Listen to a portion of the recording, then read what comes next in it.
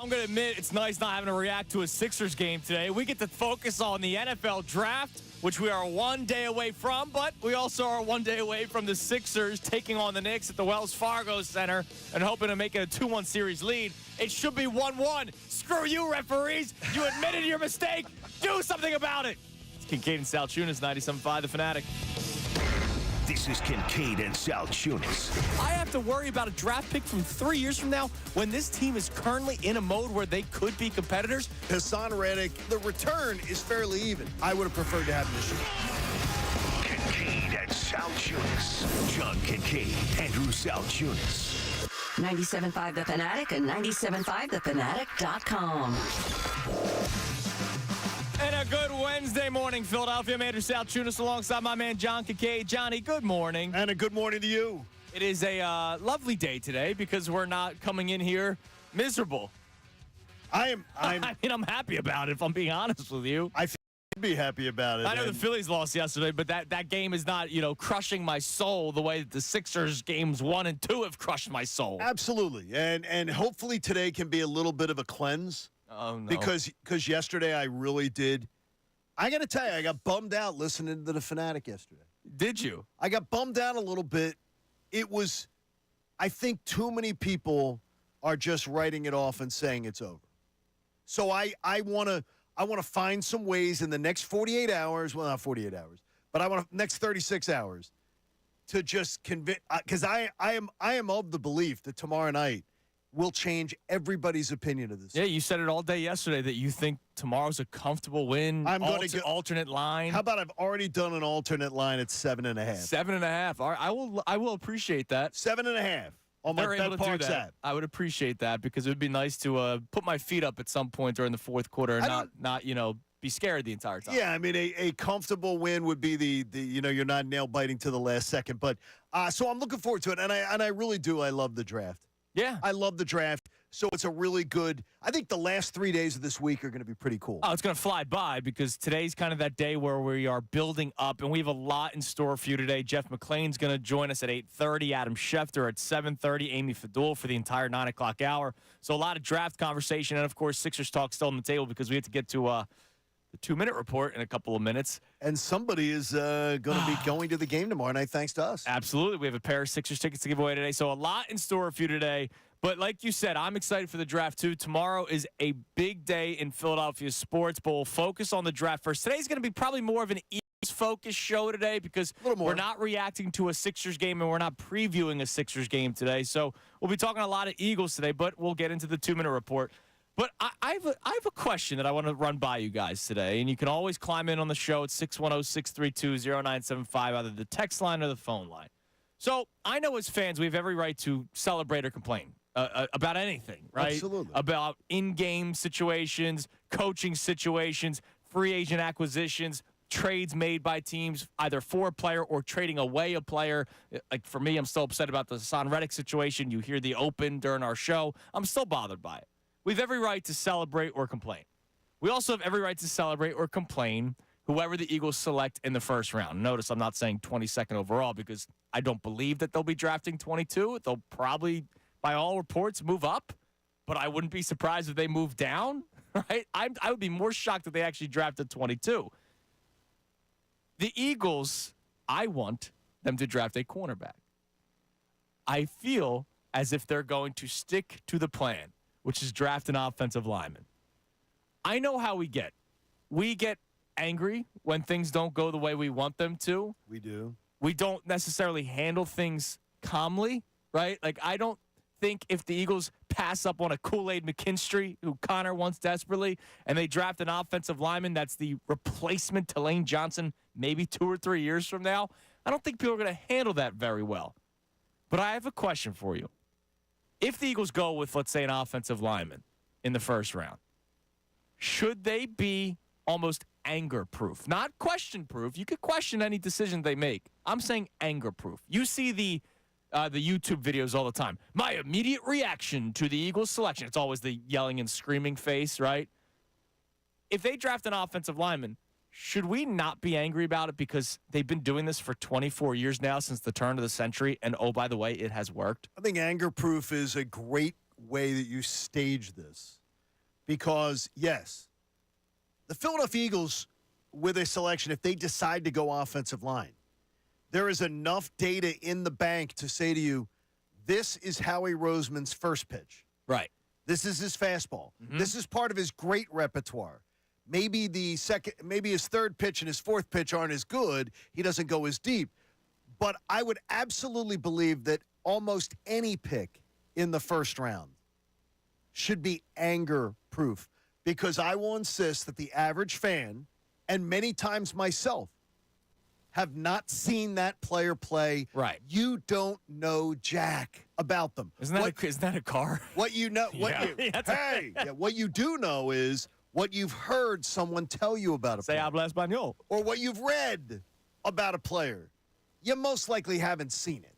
Right. And so to me, I think anger-proof should almost be any pick in the Well, first I told round. you I'd be angry if they draft Laiatu Latu, the future fireman. Well, that's because you have a fireman bias because you got burned. You got burned. That has nothing to do with that one. I understand the angst about that. I personally don't like drafting a 22 or 23 or 24-year-old. Right. Like, I have a bias against that because the clock in the NFL is so it's ticking. Yeah. it's so short that, to me, but it paid off with Devontae Smith. Right. It did. Devontae Smith was a little bit older, a little bit more established, and boy, did he come in and immediately just do everything they asked But he him is. to do. You could make the argument, and I'm sure we were saying it at the time. He's a can't-miss prospect.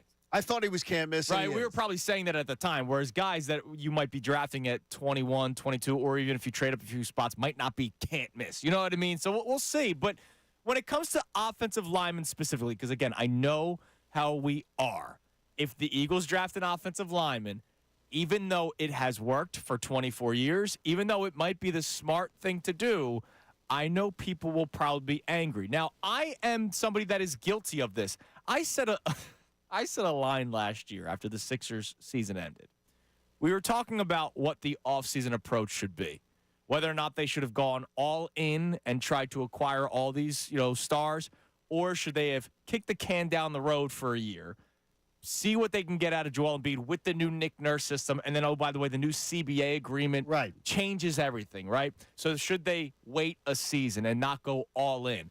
And I remember saying on these airwaves, I'm tired of trying to be smart. I just want to win, right? Because I'm tired. Like, we went through 3 championship losses in 100 days, right? We've seen the Phillies collapse in the World Series and in NLCS. I've seen the Sixers collapse multiple times. Like, I just want to win.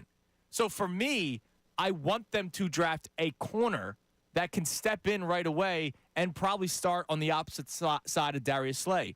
The offensive lineman that they draft, if they do, which I think that they will either be on the bench or will be playing right guard. And that's not a sexy pick, and that might not be the reason why they win a Super Bowl if they can even contend this year. Yeah, what if I tell you, though, that if the Eagles draft an offensive lineman in the first round, right around 22, or if they move up a few spots, I'm going to feel much more likely that they're going to get that pick right than if they draft the corner. I think that's fair to say. Because of the history. That's totally fair to say. So to me, I understand the idea of, believe me, I get it. This defense has more holes. This defense needs to be redone, reworked. A total one of those home improvement shows come on in. But if they draft an offensive lineman, I will probably sleep better thinking that they got the value pick right. You know why I'll sleep better? Because I'll be bored and I won't be fired up and I would go to bed. If they draft a corner, I will be excited. Oh, yeah. I mean, there's more concerns be excitement damned. to that. Concerns be damned. Like, I would be more excited if they draft a corner. I would be more excited if they drafted an edge rusher, even though that's, still a trenches thing, which is what the Eagles do, but it's actually a position that they need.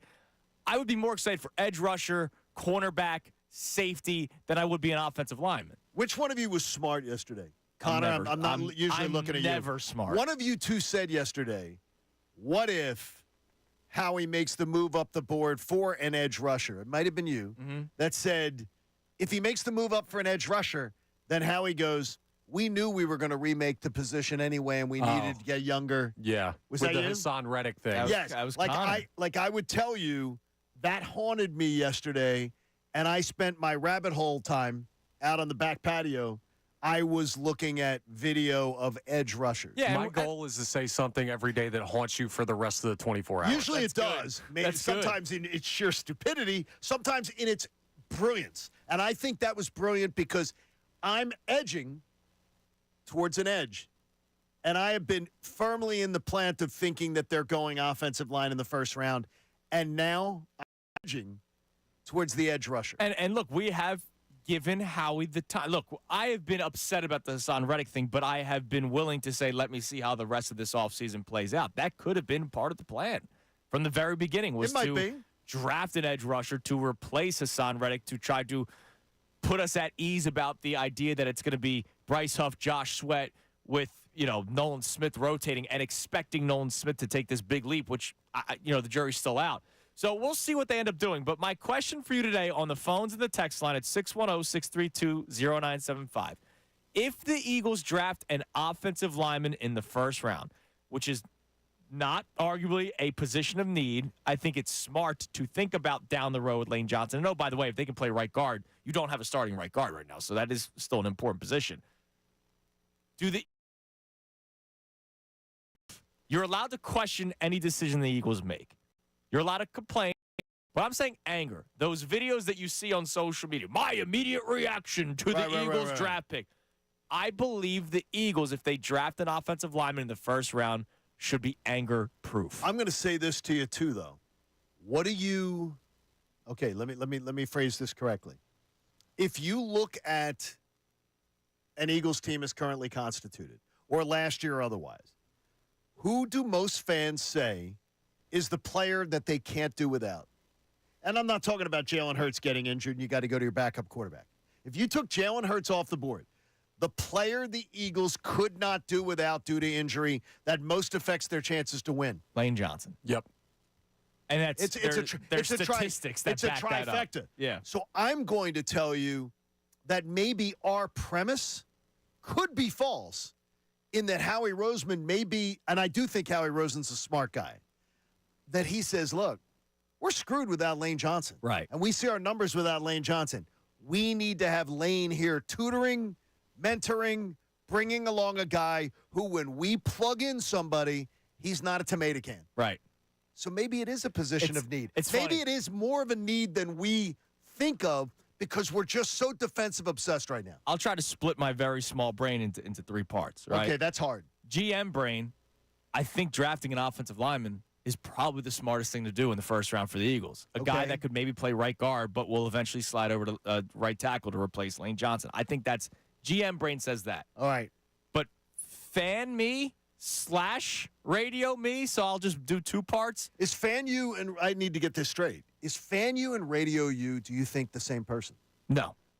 So you think it's different? Okay. Yes, I think it's different. But okay. I will say both fan me and radio me once a corner.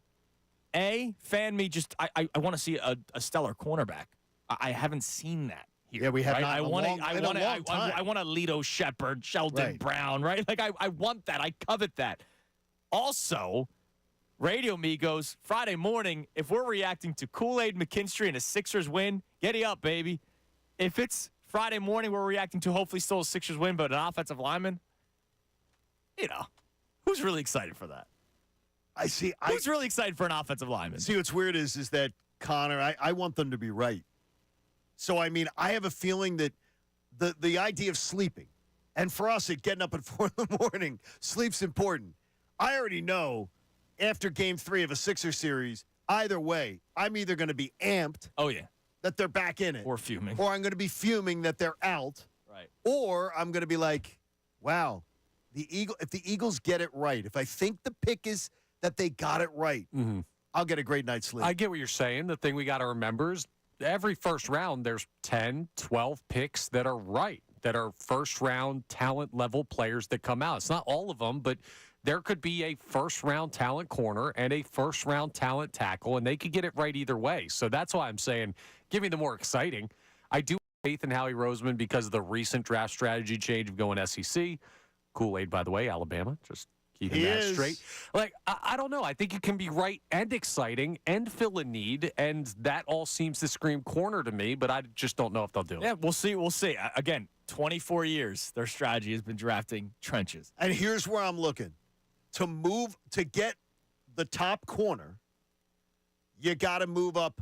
To get an impact corner, I think you have to trade up higher than to get an impact edge rusher or an impact offensive lineman. Okay.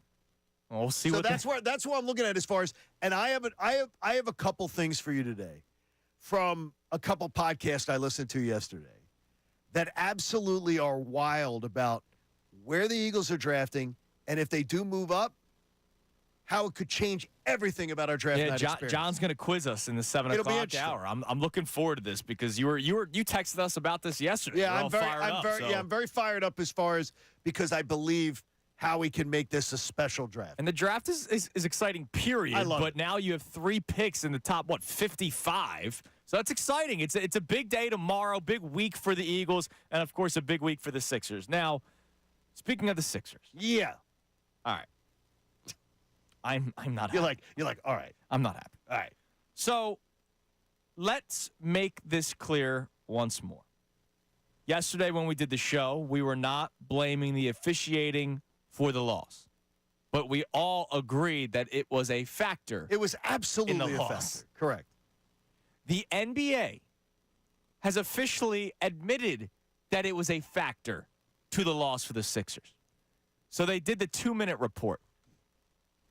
John, in the final play, or the second to last play, that gave the Knicks the lead, there were not 1, not 2, but 3. That's crazy. 3 critical mistakes by the officiating. 3. Yep.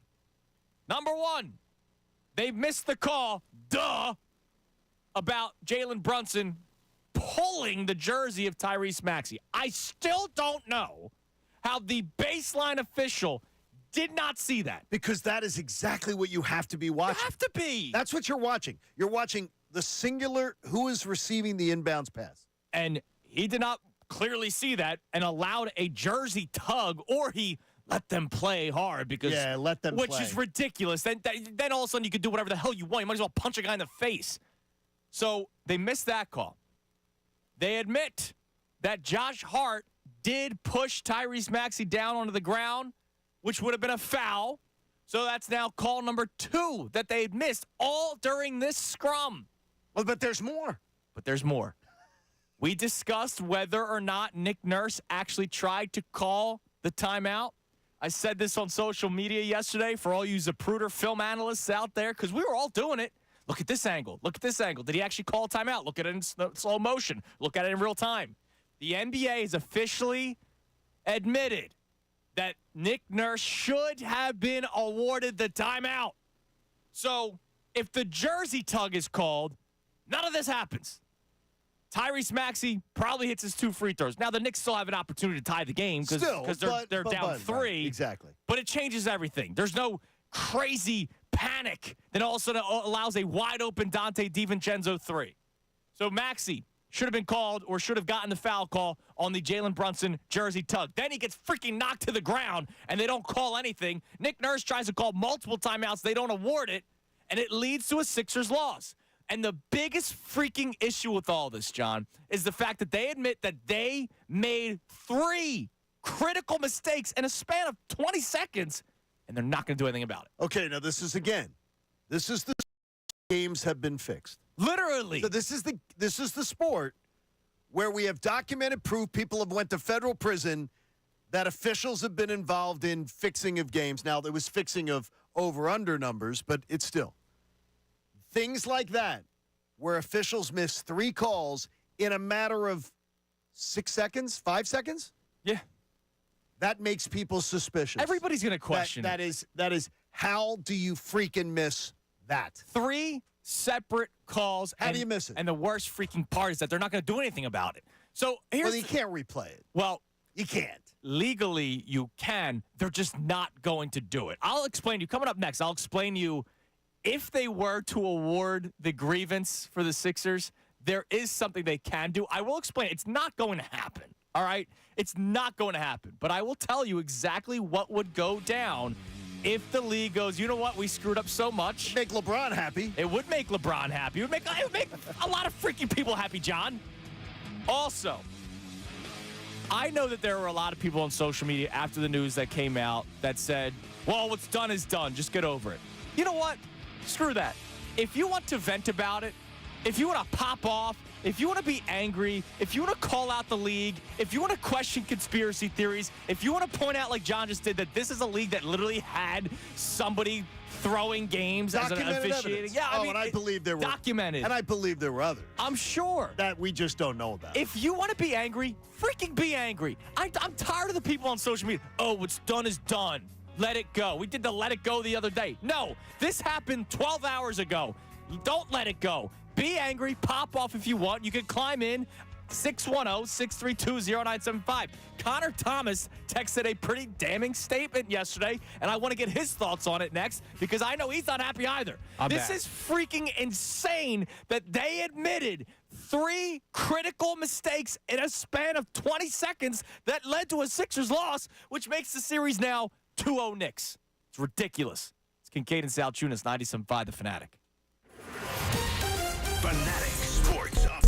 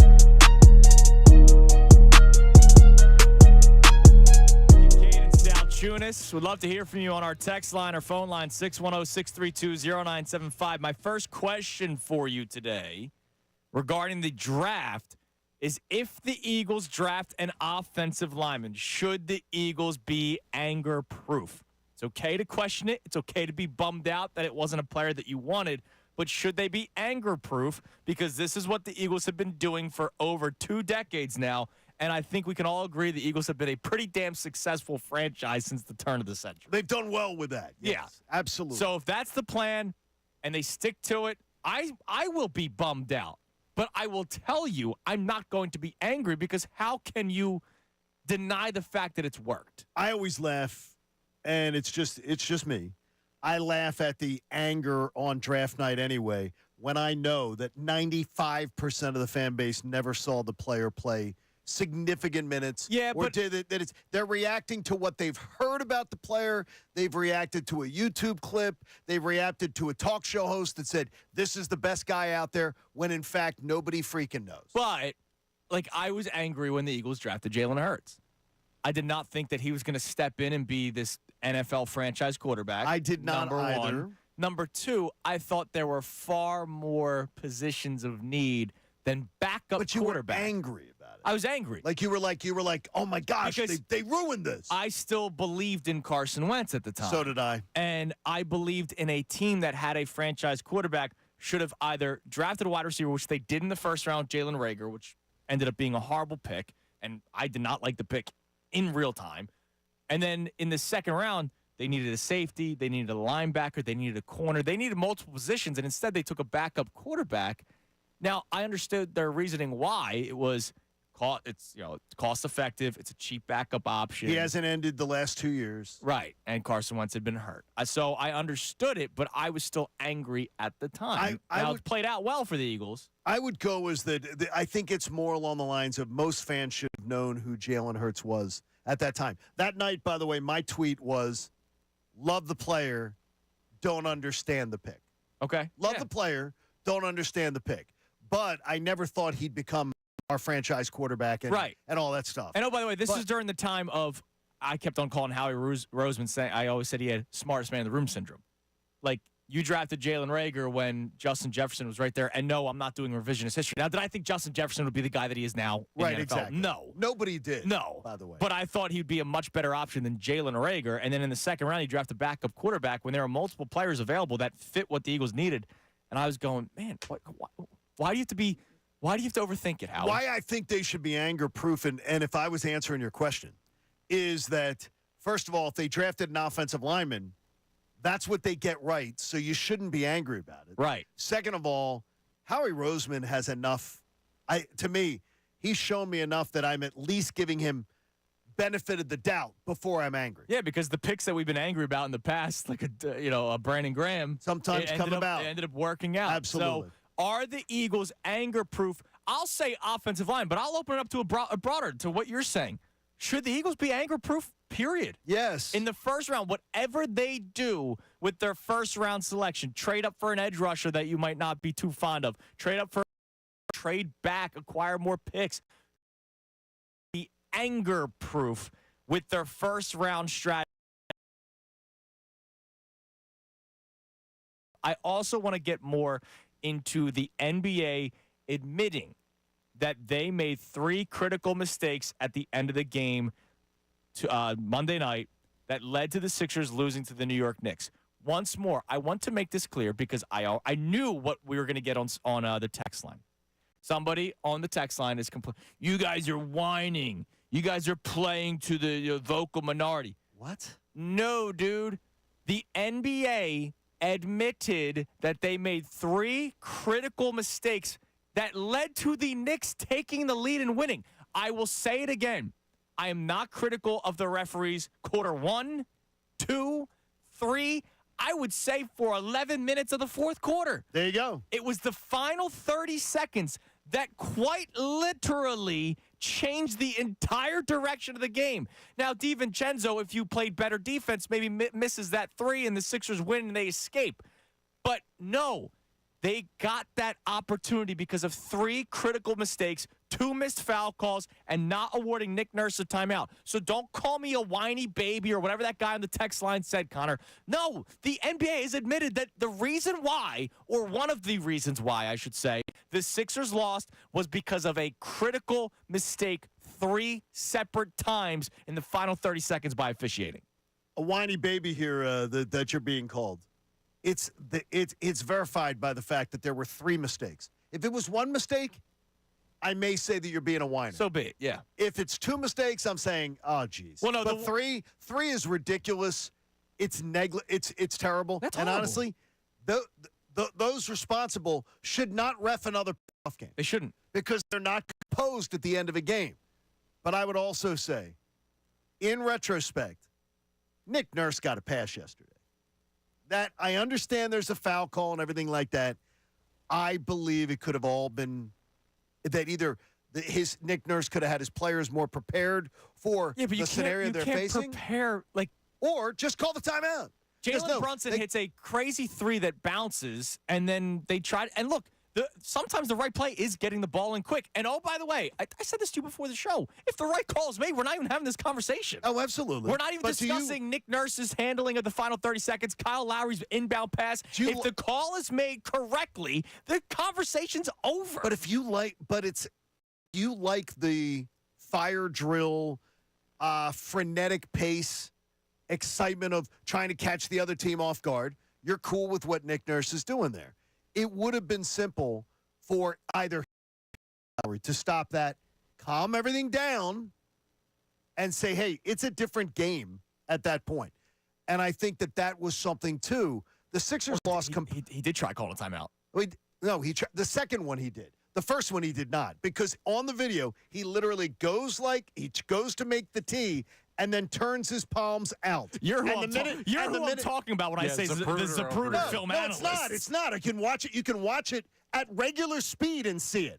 He goes to make the tee, and then he turns his palms out. His hand goes back and to the left. Which is saying, exactly. Which is saying, was there a magic whistle? That magic loogie? No. He goes to make the tee, and then turns his hands, which is the universal, I don't want it. It's not important. What's important, I don't want it. There's something to be, Nick Nurse has something to learn from this. That's totally true. Which is what? Which is maybe you should call the timeout as soon as the bucket's made. It is a learning experience, but it's not something I can fault him for because it should have worked anyway. Here's my problem. And a lot of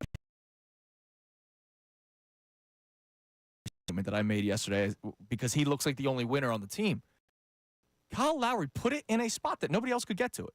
It took Jalen. It was the right pass. It took Jalen Brunson pulling Tyrese Maxey's jersey almost off his body. So I don't understand crushing Kyle Lowry for the inbound pass. That wasn't it wasn't a turnover because of Lowry's pass. If he threw it behind Tyrese Maxey and it was just a bad pass, okay, let's eviscerate the guy.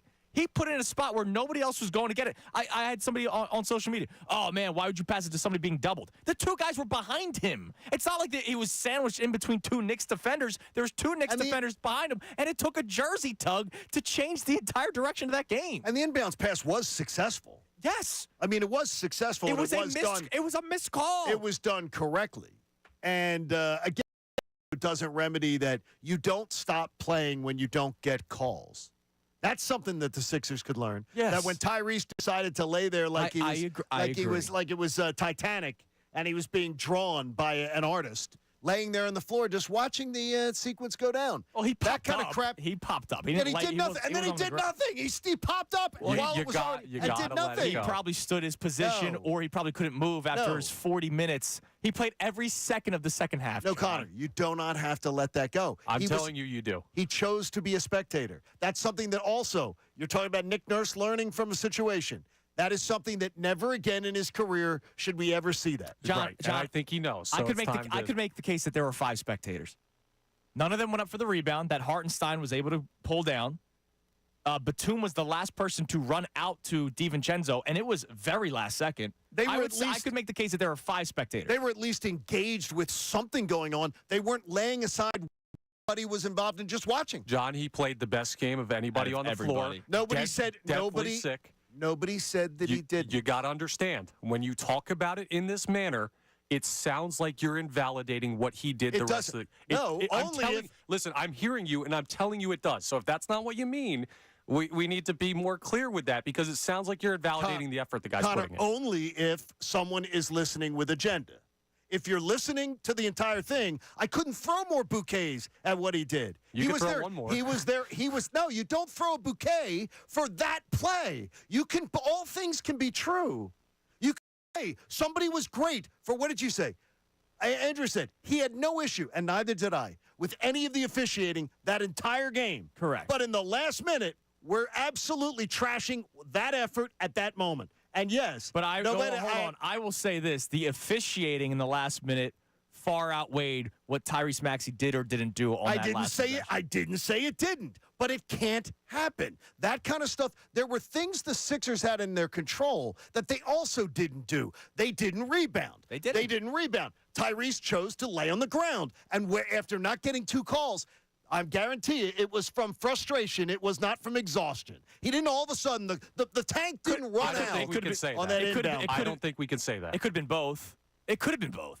Like, at some point, look, Tyrese Maxey has not been getting calls all season long. At some point, you're like, what the hell? And you in the game, it was either you or you, in the course of the game, had tweeted something saying, Brunson's getting it was Connor. Because Brunson was getting. How did Brunson start getting superstar calls before Tyrese Maxey? Absolutely. It's amazing. But, Connor, I learned long ago in this business, you don't need to couch everything you say. I've said nothing but, and I threw a ton of bouquets yesterday. I even went back and listened to Tyrese Maxey, complimenting him on 1, 2, 3, 4, 5. But on that play, at that moment, singular moment, you can't please somebody and then draw an opinion on what you say. You'll go nuts worrying about that. All right, here's what we're going to – this kind of took a turn. Bottom line is the referees made those mistakes in the final 30 seconds. Huge. And I think it's wrong for somebody on the text line or for somebody on social media yesterday to say, get over it. No, it's ridiculous. They admitted that they made 3 critical mistakes that quite literally led to the Knicks winning that basketball game. They're not going to do it. But technically, they could make the Sixers and Knicks play the final 30 seconds of that game. Everything that happened from the inbound up until the final buzzer, they could replay it. Where would they replay it? Sixers inbounding the ball. Where? Here? It would be at Madison Square Garden. They would have to go back? They would have to go back. It's not going to happen. It'd be wild. So bottom line is, for the people that say get over it, it's 2-0. Yes, you are correct. But I'm not going to get over it, and I don't think anybody who's angry should get over it. I want to hear Connor coming up next, because Connor was you made a very loud statement on our text message yesterday. I'm not happy, Andy. Yeah. Well, you shouldn't be. Nobody should be happy. Nobody should say get over it. Like, I think that's no the one wrong should tell thing anyone to say. All right, we continue the draft conversation as well. Are the Eagles anger-proof when it comes to their first-round selection? I have some names that Jeff McLane, who will speak to at 8:30 today, the names and the draft meter, how high he thinks the chances are for the Eagles to draft specific players. We'll go through that next. It's Kincade Salciunas, 97.5 The Fanatic. The insight on baseball you need to hear.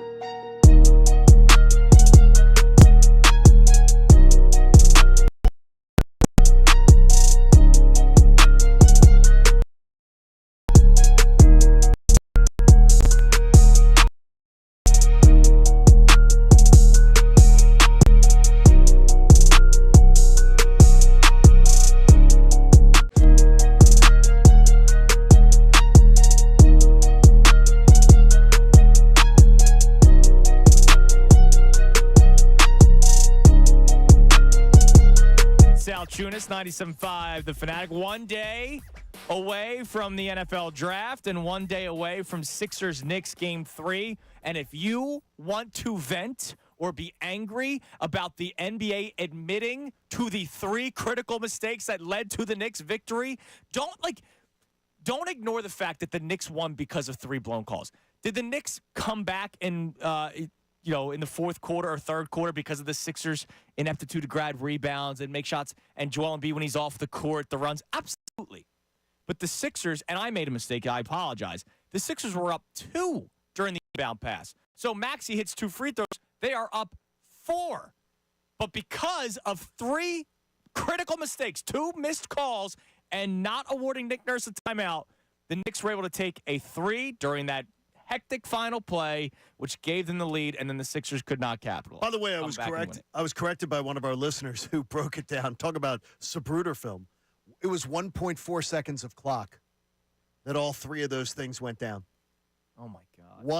1.4 seconds of clock. 3 People things. have too much time on their hands. But I really admire. Jake, I admire you even if Connor takes a shot at you. I admire you broke it down. 1.4 seconds. Well, because of clock. the first one, the jersey tug, the ball's not in play yet. Correct.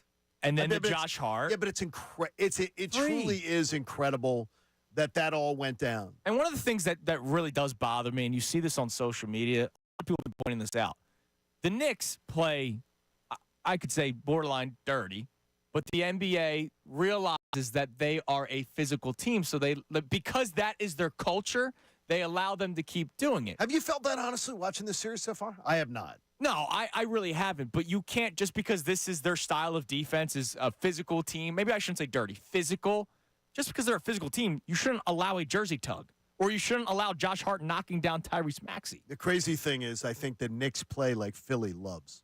Yes. They would be gods in this town. Yes. The way the Knicks are built, the way the Knicks play, would be what this city gravitates to, and I think that's part of the Sixers' problem. I said it during our All-Star day. They're very 0-1 Sixers-esque. They have one legit star, and then a bunch of guys, but it's effort. Look, Larry Brown, I don't want to say Larry Brown is Tom Thibodeau or Tom Thibodeau is Larry Thibodeau wishes he was Brown. But defensive-minded coaches, yes, right? And they have one legit player. Like, I could make a comparison from Tom Thibodeau to Larry Brown. You absolutely could. Is Larry Brown, to me, is a brilliant coach. And it's one of the things where is watch something, watch the first 4 minutes of a game, and then go, okay, I see what they're doing. I know what we're doing. Let's time out. Let's adjust. Let's regroup. All right, so Connor, let's go to the text line, but let's first go to our text line, the morning show that we have. I don't think I can read that one. No, you can't. You can't? But, we talked about the FCC before the show started, you and I. Yeah. He had a Quizzo question about the FCC, so he knew that one. Oh, wow, you knew that. Can just try to paraphrase what you said. Yes. Yeah, bleep those refs and bleep this league. That was my response to you bringing up the 2-minute report. Very mature. Dude, it's horrible. Like, it's horrible. And I can't allow somebody to call in here. Look, if you want to say it, go for it. I'm always open to conversation, but I can't allow somebody to try to maybe not wet blanket. I don't even know what the term would be, but to try to stop somebody from complaining or dampen it. There comes a point where you got to move on. The guy calling me a whiny baby at 6:50 in the morning, or it was at the time it was 6:30 in the morning when it happened 12 hours ago. No, I'm going to bitch and complain as much as I want. Because it changed the trajectory of the game. No, it changed the outcome of the game.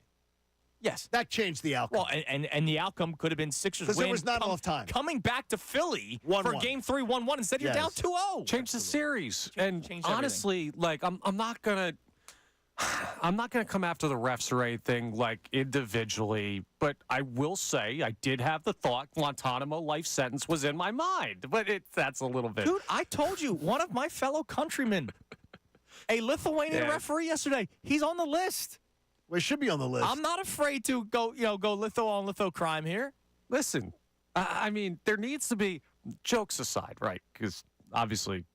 There needs to be penalties. There needs to be some kind of checks and balances for this. They changed the course of a playoff series. You can't come out with a report and say they messed up in the biggest moment in a huge game. 3 times. And it's just, okay, cool. Oh, our bad. They shouldn't be. They shouldn't be working another game. That's not good enough.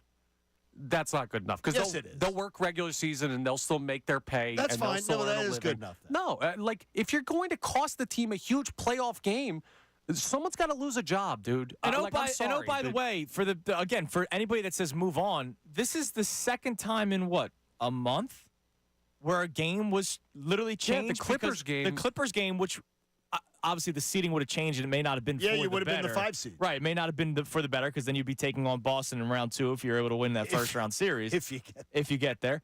But that change. I mean, Kelly Oubre, they admitted that they missed the foul call, and then Kelly Oubre would have gone to the free throw line down 1. At least would have sent them to overtime. I think he would have made one out of 2. Or would have won the game for them. And then if they win the game, everything changes. If they win the game Monday night, everything changes. It's 1-1 going to Philly. We're all feeling great about ourselves. Instead, we're freaking miserable. Okay, now the thing is, though, at some point, the only thing I would say to both of you is I can understand the listener in their car, listener on their computer, listener on the app saying, okay, we get it, we understand it, but now we got to move on. I'm not moving on today. No, not till tomorrow. No, but you understand where somebody would say that and be like, look, No, okay, I do not understand it. because nothing's going to change about it. Okay, and then we should have a conversation about that. Why shouldn't it change? How about I think the people want to say, direct more energy. What did the Sixers need to do to be better? They were better in Game 2 than Game 1. They were better than the Knicks in Game 2, and They the were the NBA better team, forced I them think. to lose. The so NBA if they're did going to be allow better them to in Game lose. 3, and the refs are going to take the game from them again, like, Well, this is a conversation. John, I can't. You know what? The people that say get over it, I can't today, and I will not apologize for it. I can't get over it today because it should be 1-1, and the NBA has admitted to the 3 critical mistakes that led to the Knicks winning that game, going up 2-0. Okay, credit Dante DiVincenzo for hitting the shot. He could have missed the shot, but he made the shot. They took the lead. Sixers lost, and it all starts with 3 missed calls. So I'm not going to get over it today. You can climb in on the text line, phone line 610-632-0975. All right, coming up next, I'm going to start going through these names that Jeff McLane, the Inquirer, did a draft meter. yeah. 1 through 10, the likelihood of a player being selected. I'll tell you who the highest metered player is, according to Jeff McLane, who we'll talk to today at 8:30. But I'll tell you who that is next. It's Kincade and Salciunas, 97.5 The Fanatic.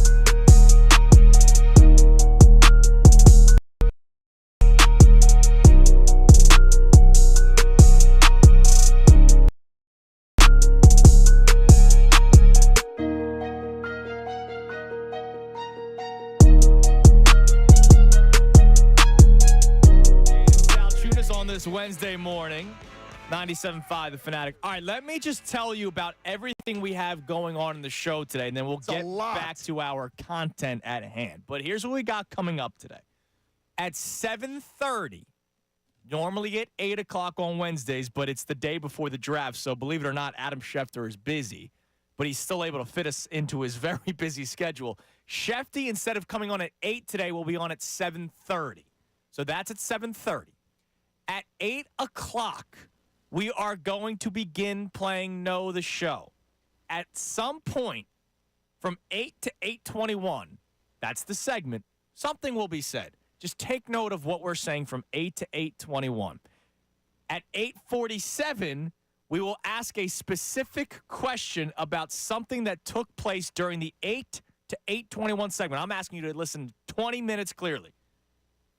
And the winner will get a pair of tickets to tomorrow night's Sixers-Knicks game. I know it's not been a fun start to the series in terms of wins and losses, but it's a major freaking game, and they could make it 2-1 in Game 3. So we have a pair of tickets to give away coming up at 8:47 from our Know the Show 8 to 8:21. I just want to make that very clear for all of you. You're making it clear to Connor or to us? Yeah, the producer should probably have known that. Yeah, read the show sheet, damn it. Do all this work for nothing. Not a great reader. 8:30, sandwiched in between. The reason why we're asking the question at 8:47, at 8:30, Jeff McLane's going to join us. And we'll talk more about the NFL draft.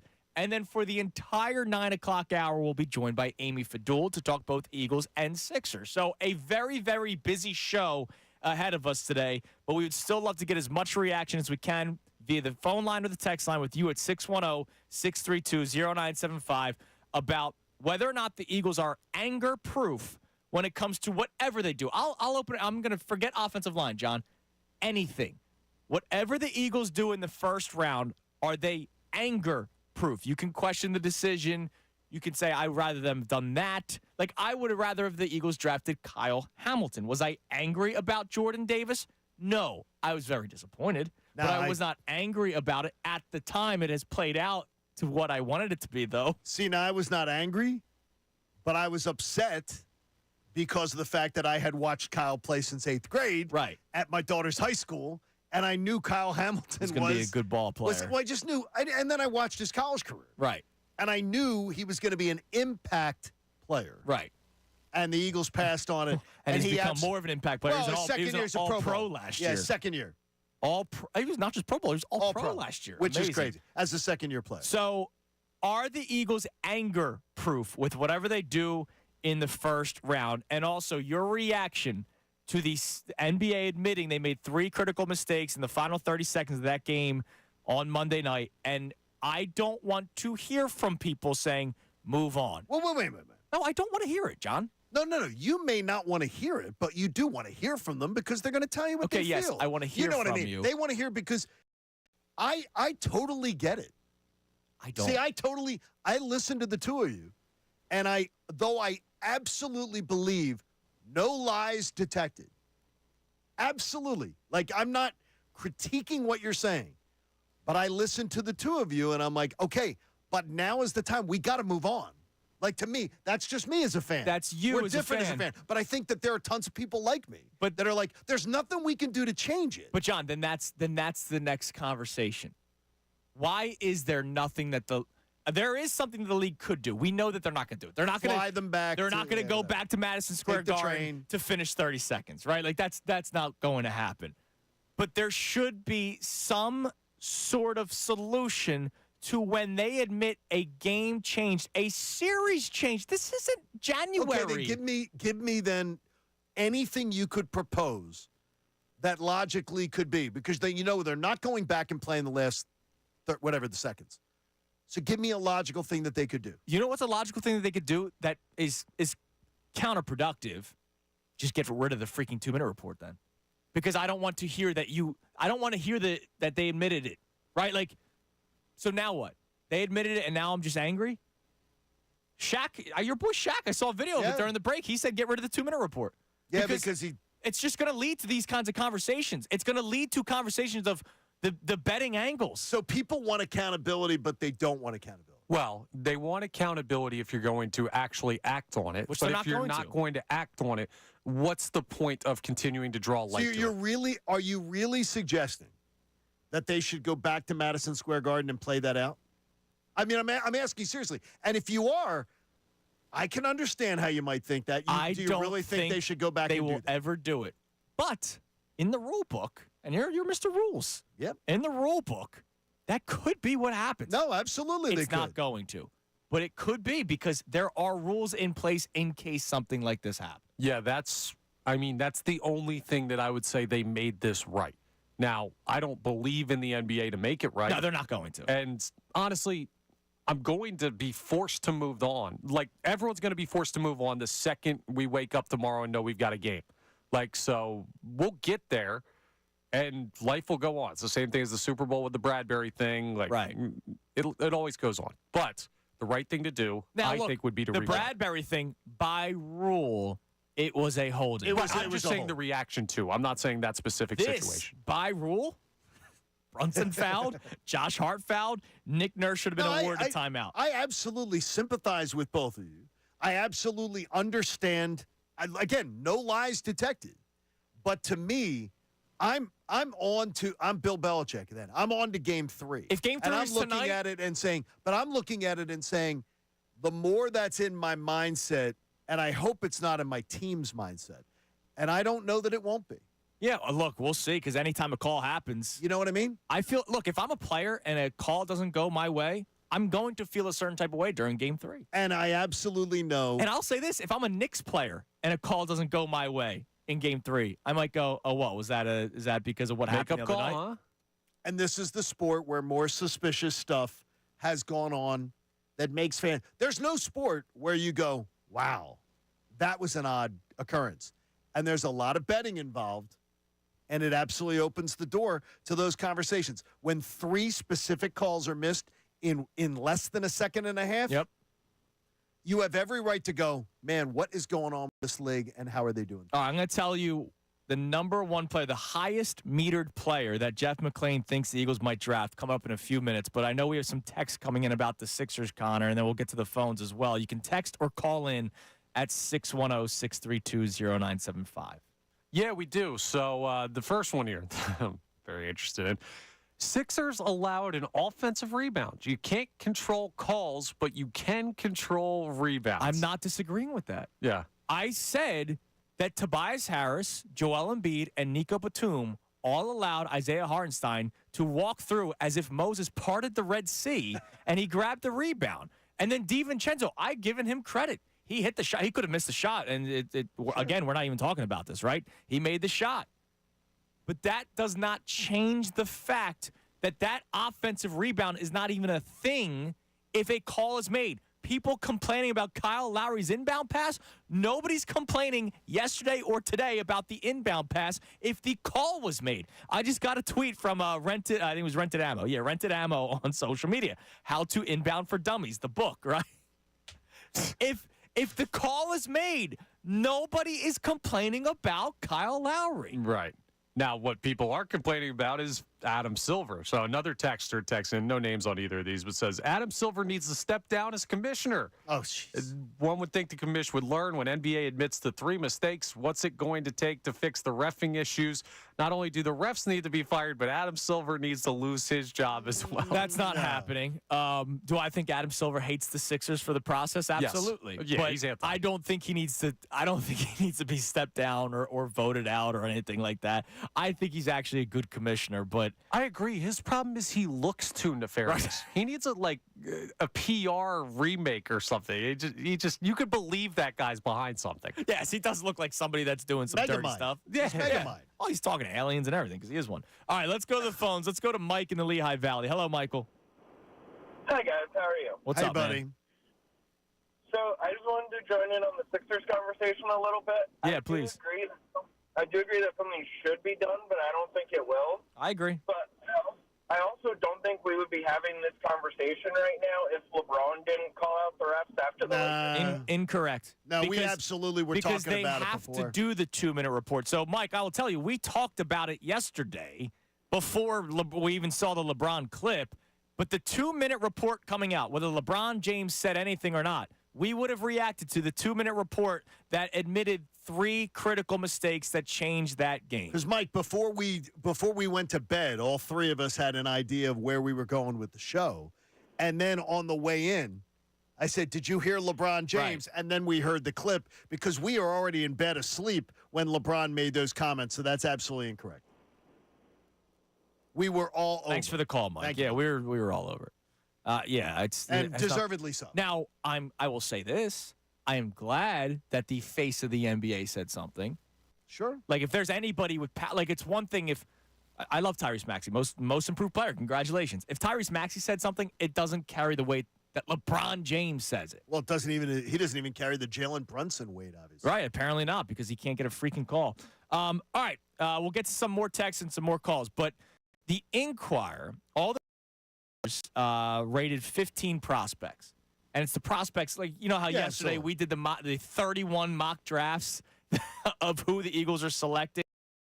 The Inquirer came up with their 15 prospects that the Eagles could very well draft in the first round. And they did a meter scale of 1 to 10, 10 being the most likely that the Eagles will pick the player. Not who they want, who they believe the Eagles will most likely select. Jeff McLane, who we'll be talking to at 8:30, the player that the Eagles will most likely draft, according to him, with a draft meter of 9 out of 10. So he does not have any 10 out of 10s. But 9 out of 10. Let me see this real quick. He has 2 8s, 3 7s. There is a 6, 4 5s, 5 5s, a 4 and 2 3s. So 9 by far the highest one. Okay. Jeff McLane has Quinyon Mitchell, the cornerback out of Toledo. He says Howie Roseman's track record when drafting in the 20s isn't strong. It's likely as several trade-up scenarios planned, and a leap forward for Mitchell at number 16 and a swap with the Seahawks seems one of the most likely. Say what you want about the corner's pedigree, he projects as a quality pro. Jeff McLane has been talking about cornerbacks. Now, I wonder, we keep on hearing him say, trade for a corner, trade for a corner. And our immediate thoughts is a starter in the NFL. A veteran corner. Correct. We never thought trade up for a corner. No, I didn't. None of us reacted to trade up for a corner. Maybe that's what Jeff's been alluding to. Alluding to. And, I mean, to me, I look at it and say, they're impact guys. There are guys that I wouldn't. There are also guys that I wouldn't trade up for. Right. Like that I wouldn't. I'm not trading up for Wiggins. Okay. Let alone. But if you told me that they went to 20 and got Wiggins, I'd be okay. McLane on this says, so the Nate Wiggins. Okay, Nate. Draft meter of 7 out of 10. He says he's long, lean, and fast. I could see the Eagles taking him at 22. Okay. But only if they can't move out of that spot. I like that as far as the only thing I tell you with Wiggins. And I just, again, it's one of those Kyle Hamilton situations. Right. Watched him play high school ball. Watched him at Clemson. Is that he's really skinny. Like he looks like he's just going to get pushed around. Well, and now that'll be on an NFL weight room. And I saw a couple, I saw a couple things where they're saying he had trouble keeping weight on him at Clemson. Okay, he put in the offseason program, and then as the season went on, he'd wind down. He was down as low as 172. I can help him with that. Get ready to learn McDonald's, buddy. Well, he was. No, we already tried that with Sean Bradley with the Sixers. That's true. It didn't work out. 172. He had gotten down to at the end, reportedly at the end of season. Jeez. Wow. Like, I mean, he's a really slim kid. By the way, I reached out to someone yesterday that does a lot with high school and college football back where I used to work. And he said he is a top 10 IQ, like a real football IQ and everything. So maybe the Eagles do put it that. I don't know. Can you really put weight on somebody if they have trouble, if their frame just doesn't handle it? That would be my question. Now, I'm going to give you 2 more corners. Because obviously that's a position that we're looking at a lot. I see the Adam Schefter tweet. I saw it. It is very interesting that we'll get to in a little bit. There are 2 corners out of Alabama that Jeff McLane talks about. Who? One with a draft meter of just 5. And one with a draft meter of 8. So, again, the highest is Quinyon Mitchell with 9. He has 2 players with a draft meter of 8. Tell me Kool-Aid Kool-Aid's the 5. McKinstry Tell me is he's the 5. He's got to be the 5. His Exactly. injury history Now, it's has not to just, make him the 5. It's not just injury history. I love the NFL draft for very few reasons, right? There's too much. It's too much. I love the selecting of the players and being armchair GM. I also love football guy talk. All right, what is this it? This is the prime time. So Kool-Aid McKinstry is a draft meter of 5, according to Jeff McLane, who again will join us at 8:30. Great name aside, McKinstry has a lot to like. He started 3 years for one of the best college programs and competed on nearly every snap. Here's the football guy talk. He just doesn't have the twitchy athleticism that NFL teams want from their first rounders. Connor, how come you haven't talked about his Because I don't care about his twitch. I care that the guy played at Baylor. Just a proven starter for a great organization. He's got a cool name. Sometimes you go vibes. I saw his hips being questioned, too. Oh, so hips and twitch. The hips, I haven't been looking at his hips Look, all that edge much. rushers, you got to know about the bend, right? You got to know about that. You got to know about the get off. And also, too, is What's his that, pad level like? And also, too, I love it when I saw yesterday 3 different times amongst analysts, one from our lads, one from another, a little light in the dumper. Okay. Like people saying, this guy's light in the dumper. Dude, they don't have enough cushion in the backside. I think for a segment tomorrow, we should find somebody in the building here that doesn't even work on one of the radio stations and just give him like the hot button draft words. report? Give him the hot button words and be like, oh, we brought in an analyst. And if he just says those hot button words, he sounds like he knows what he's talking about. The other corner out of Alabama, so you're all Kool-Aid up, Connor, but his draft meter's only 5, according to McLane. That's okay. Terrion Arnold He's a hell of a player. has a draft meter of 8. He's a nice player.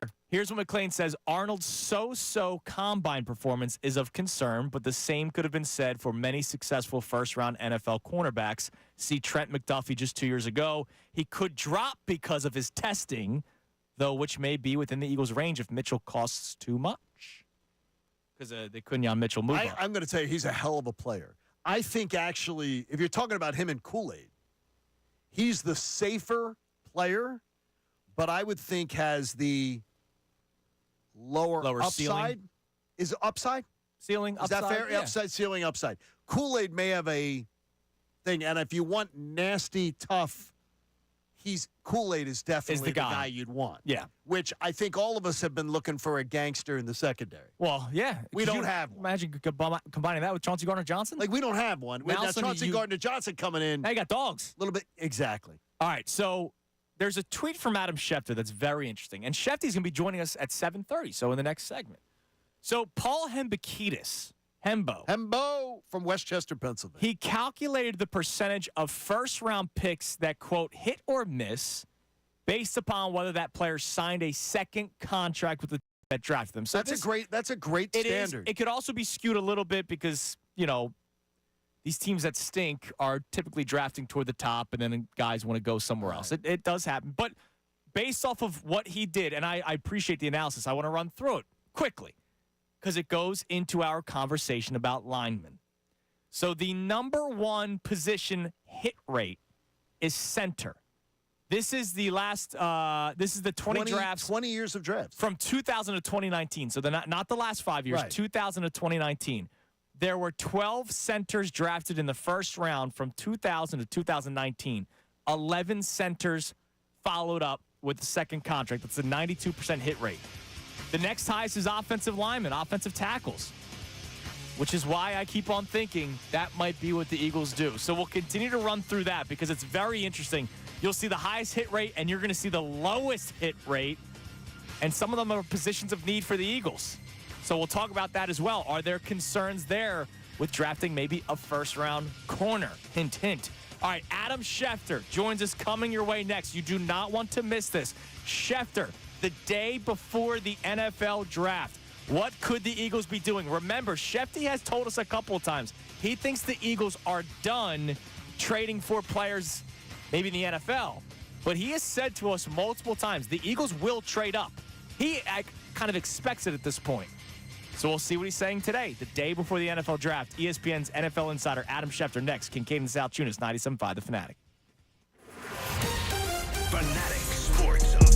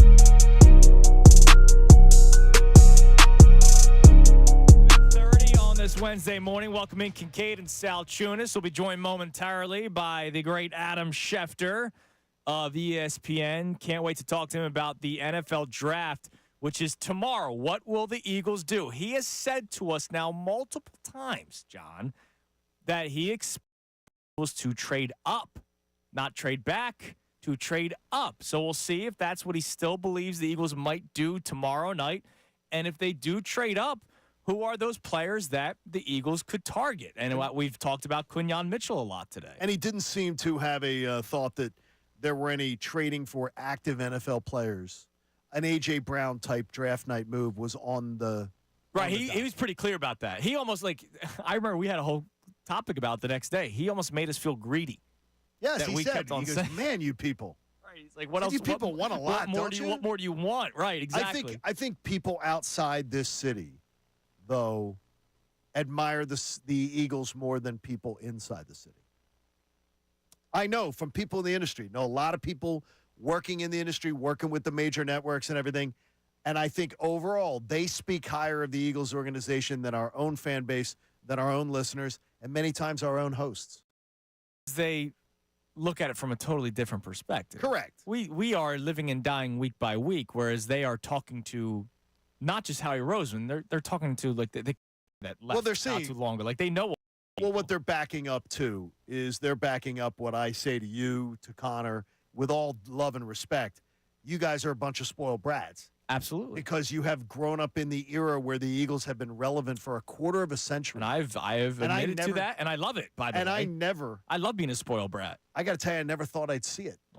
Honestly, we're here. I never thought that if you had told me when I was your age, if you had told me that, okay, this little window we're seeing right now with Andy Reid, this is going to expound into being multiple decades into of just Chip, Doug, and Nick. And Nope. and by the way, Chip had 2 10-win seasons, Yes, right? he So did. it's not like it was this They were the horrible bad years. 3 years. Right, they were the bad years. Exactly. It's amazing. Also, here's another player that the Eagles could potentially trade up for. All right. So Jeff McLane, and we had a couple people talk. I think Andrew DeCecco has J.C. Latham, the tackle out does. of Alabama. So McLane has the draft meter of 8 out of 10 as a possibility for the Eagles.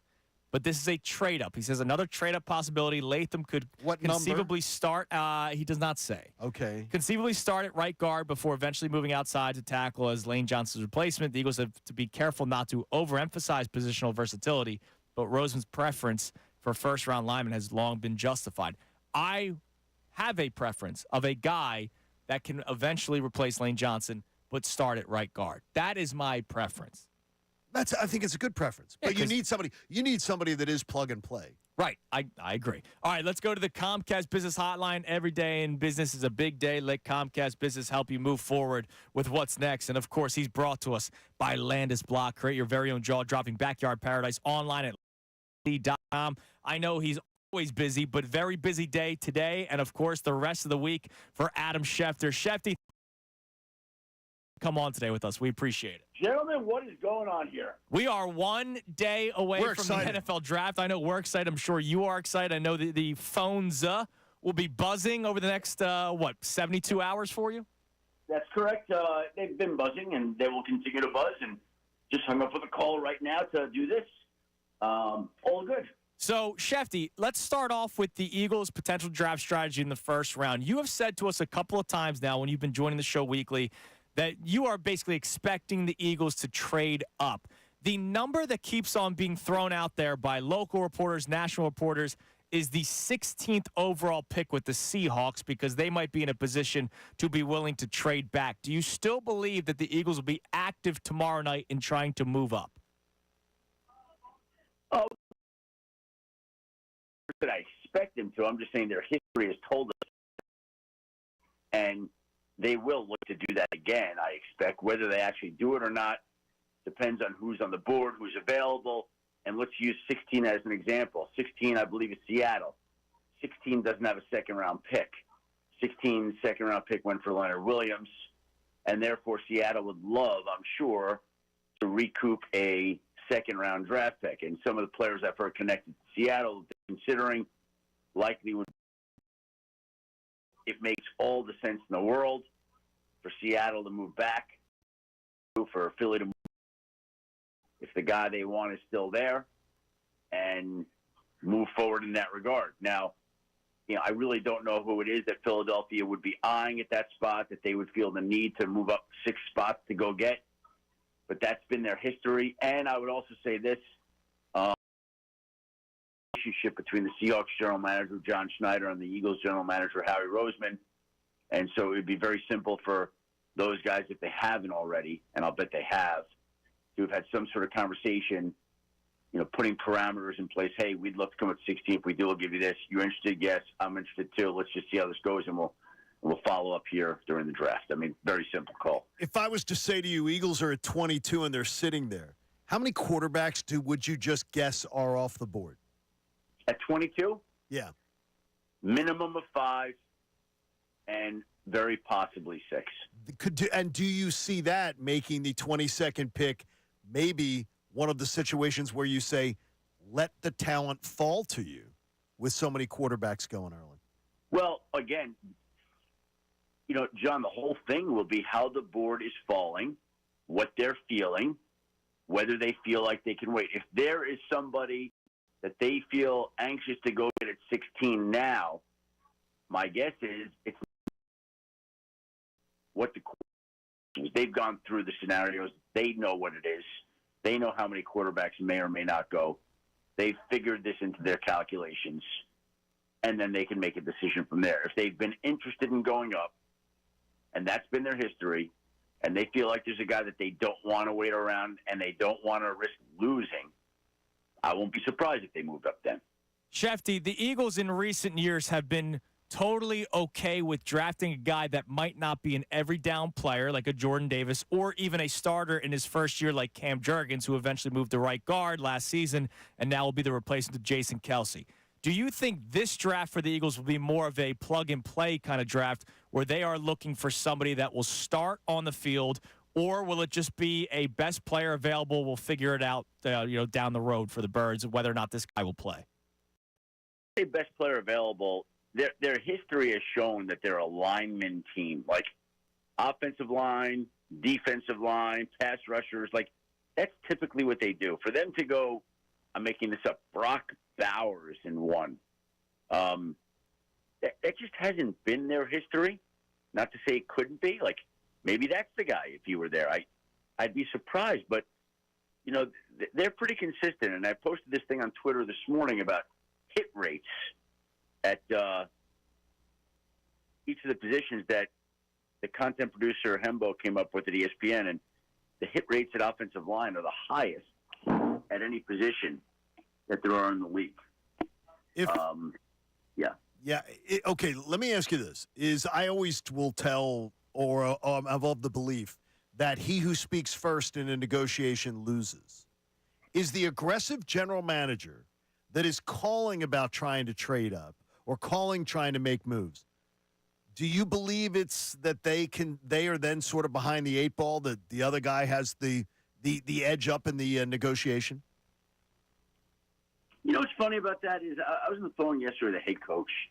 We were talking about trades and this and that, and he's like, I love the calls. He's like, I listen to GM sometimes, and they deliberate for on and on. I'm like, let's just get to the point and make a deal. I'm like, you talk my language. And that's how it is. I think sometimes style. And if you watch that video of Monty Ossenfort, the Cardinals GM from the draft last year, I posted it on my Twitter timeline this week and on my Instagram. You could see, maybe it was the editing, obviously, but he looked very decisive and very pointed and very direct, and there was very little wasted. And honestly, I like people that operate like that, whether it's on the phone, texting, speeches, trade proposals. Let's get to it, okay? Let's not waste time. Let's not try to outsource. I want pick 16. I'm going to offer you this. Interested? I mean, it's very simple, right? And by the way, now you really touched a nerve with me that I didn't expect you were going to. I have a lot of young students when they go into college ask me, what they should major in. And I tell everybody, and I would say this to everybody, that the best major you could be in college, I don't care what you want. You want to be a specialized you know, ears, note, and throat doctor. That's different. But to me, generally speaking, like I was a political science major. I don't know. The best thing that everybody could do is be an English major. Learn to read, learn to write, learn to communicate. Whatever field you go into, you need your English skills. Let's get right to the point. There's Professor Schefter for Yeah, you. life advice with Adam It's Schefter. my final exam tonight for my kids. I'm going to pass that advice on to them. I'll play that. And by the way, like I was trained to think like that as a 16-year newspaper man. What's the lead? You know, don't put the lead in the 9th paragraph. Let's get right to the point. The Eagles are trying to trade up to 16, if that is indeed the case, as you guys said. The Eagles are trying to trade up to 16. General Manager John Schneider and Howie Roseman have had conversations. They're close to agreement, and maybe they could finalize the deal once they're on the clock. Bang. We don't need to go into all the others. Let's get to the point, please. Like, again, speeches at milestone occasions, anniversary parties, weddings, whatever. I can't stand the speeches that just get to the point. Come on, man. Funerals, eulogies. Let's go. Shefty, then I'll get this question quick, and we'll go in and out. 16. Are they trading up for their organizational philosophy of the trenches, or are they trading up for a cornerback, which is a position we've talked about a lot in these last couple of weeks? Their history has not been to draft cornerbacks in the first round. That doesn't mean that they won't, but if we look at it, it just has not been something that they've done at all. Like, they haven't drafted a cornerback in the first round. Drafted a cornerback in round 1. He's never taken one higher than the 4th round in the past 5 years. So it could be that, I mean, they certainly can use one, and he may say, you know, Quinyon Mitchell or Terrian Arnold or whoever it is there, and I'm going to go get that guy. That could be. But his history says line. Shefty, we Thanks, appreciate it, Shefty. man. I know you're very busy. You're always busy, but this is a very busy week for you. We appreciate you still finding the time to come on with us today, and we'll talk to you next week reacting to the entirety of the NFL draft. Well, I have to go teach my English class right now, so I appreciate you. I'm studying for my final You're right the man, now. Shefty. Thank you so much. There's Adam Schefter on the Comcast Business Hotline. Every day in business is a big day. Let Comcast Business get you ready for what's next. And he was brought to us by Landis Block. Create your very own jaw-dropping. So he talked about the Paul Hembekides hit rate. So here's the deal. We'll run through this coming up next. I need to explain to you talking Shefty or hearing Shefty. Deciphering Schefter. I talked to one of my neighbors last week who was confused. I'll explain what coming up next, because I just found out they're not drafting a corner in the first round. So did I. It's Kincade and Salciunas, 97.5, The Fanatic.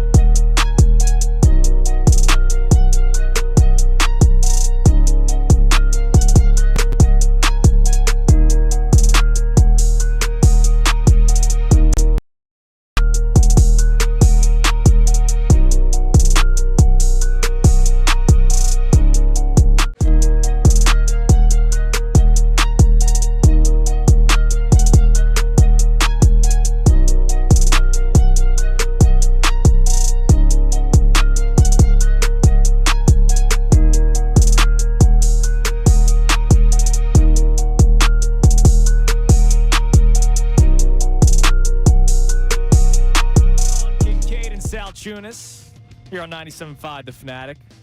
All right, coming up next, in the next segment, I will say, from 8 to 8:21, if we could put a tweet out about this, Connor, just so more people see this. From 8 to 8:21, listen closely. I don't even know what the question will be, just so you guys know. That's the beauty of Know the Show. It's not like we're going to purposely throw something in there. I hope you know the show. We're just going to talk. We're going to do what we normally do. But something at some point will be said from 8 to 8:21. And then at 8:47, we will ask a question, a Know the Show question. And the winner will win a pair of tickets for tomorrow night's Sixers game. I know they're down 2-0, and I know the refs are trying to do whatever they can to screw the Sixers over. But tickets to Game 3, Sixers-Knicks, that building's going to be electric tomorrow night. So thanks to our friends at the Sixers for allowing us to have a pair of tickets to give away. So Know the Show from 8 to 8:21. We asked the question at 8:47. I just want to make that very clear for all of you. All right, so Adam Schefter put this out, and he just talked about it when he was on with us. Paul Hembekides put together the hit or miss rate based upon whether a player signed a second contract with the team that drafted them. And the data encompasses 20 drafts from 2000 to 2019. So not the last 5 years, but 2000 to 2019. Because these guys are still on the rookie contract, so you can't do that, right? The highest hit rate is center at 92%. The second highest hit rate is offensive tackle at 59%. The third highest hit rate is guard at 50%. There you go. Every other position is below 50%. That means quarterback. That means cornerback. That means running back, safeties, positions that we have been talking a lot about. So last week, Schefter joins us every Wednesday. My neighbor, Ryan, from across the street. What's up, Ryan? Hello, Ryan. Yeah, I think I was pulling the trash back in. I don't know. I was outside. Maybe I was doing yard work. He goes, I got to ask you something. Schefter. I feel like he says a lot, but doesn't say anything. I'm like, you got to know Schefty. So basically, we listened to Schefty, we made eyes at each other, right, and we both came up with the exact same conclusion. So a couple of things. My first question, notice I asked him, you said you expect the Eagles to trade up. I didn't say I expected.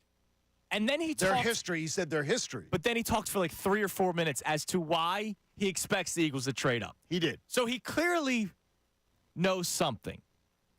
And he knows that 16th overall pick is in play, and he knew right away, Seattle doesn't have a second-round pick. Like, he knows that pick will be moved. Like, I think it's a surefire thing. It might not be the Eagles. The Seattle Seahawks, it seems like I would like to make a bet, and I know some betting apps allow you to do this. I would make a bet that the Seattle Seahawks do not draft 16th overall, even though they have the 16th overall pick. I need to call the number because you already bet a limb that the Eagles aren't picking at 22. Well, they're going up to 16. Okay. So, by the way, I would have a real problem. A real problem if they go 22 to 16 and give up a second-round pick to do it. Well, they might do it.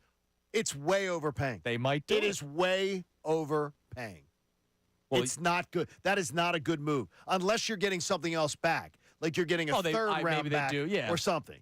But trading a second-round pick to move up 6 spots is stupid. Right. With a capital S. Bottom line is, I asked him straight up, are they trading up and sticking with their philosophy, or are they going after a corner, which is what we've talked about a lot. And he basically said, look, I don't know what they're going to do, but they draft offensive linemen. And he pointed out Howie Roseman not drafting a cornerback in the first round in X amount of years. It seemed very clear that for all you Kool-Aid McKinstry fans out there, Connor, I'm sorry. No, don't apologize. They're drafting him in the second round. The Quinyon Mitchell dreams of trading up. Schefty basically told us without telling us that they're going offensive linemen. He did. I have been saying this for probably a month and a half, since the show started, which has now been over a month. See, now I will say, disclaimer, edge rusher or offensive lineman. He did say line. Correct. But because the looming potential retirement, and who knows how many more years, of Lane Johnson is there, they have to start thinking down the road, which is what the Eagles have done multiple times. I've said this to you a million times now. Isaac Seumalo who's now on a second contract, was drafted as the potential replacement to Jason Kelce. Then they drafted Landon Dickerson, who's now going on to his second contract. He signed the extension, was drafted as the potential replacement to Jason Kelce. This is 4, 5, 6 years ago. Jason Kelce just retired. So Lane Johnson might play 4 more years. He's not going to. Right. But he he might. could. But he could. Exactly. And they could draft a right tackle to eventually replace Lane Johnson, who then eventually becomes an all-pro right guard. Again, Landon Dickerson was supposed to be a center. He just got paid to be the highest paid guard in the NFL. The Eagles do this time and time again, and it has worked. Here's the problem. Again, with the scenario of the 16th pick. The 16th pick has a value, if you update, and I merged 3 different boards to do this, 1,000 points. So the 16th pick's worth 1,000. The 22nd pick is worth 780. You can't trade the 50th or the 53rd pick to move up 6 spots. You are more than doubling overpaying. You're double. The 50th pick would be you should give a 200. Unless that's what the market dictates. No, then don't do it. Then don't do it and miss out on the guy that you might want. Do not do it. What if there's a guy that they go, this is the player that we want, that we need? Do not do it. And then they don't get the guy that they want or need, and then all of a sudden it's a. No, if you give it, if you tell me you're trading you don't have a 3rd round pick right now.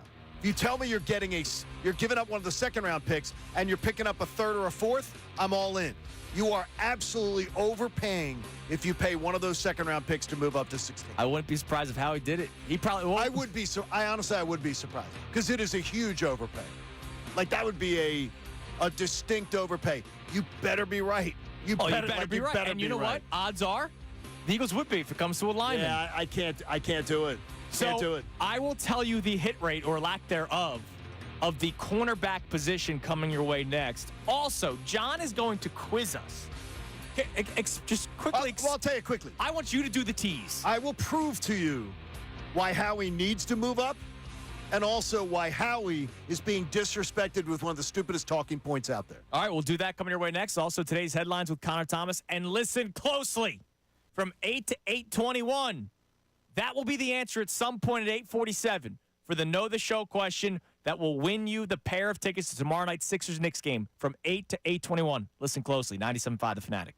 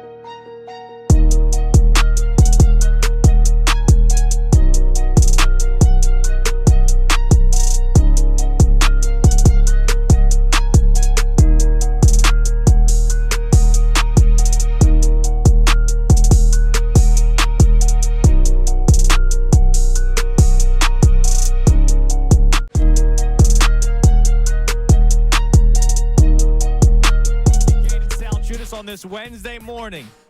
All right, it's the last time I am saying it. Are you sure? Yes, because the contest starts now.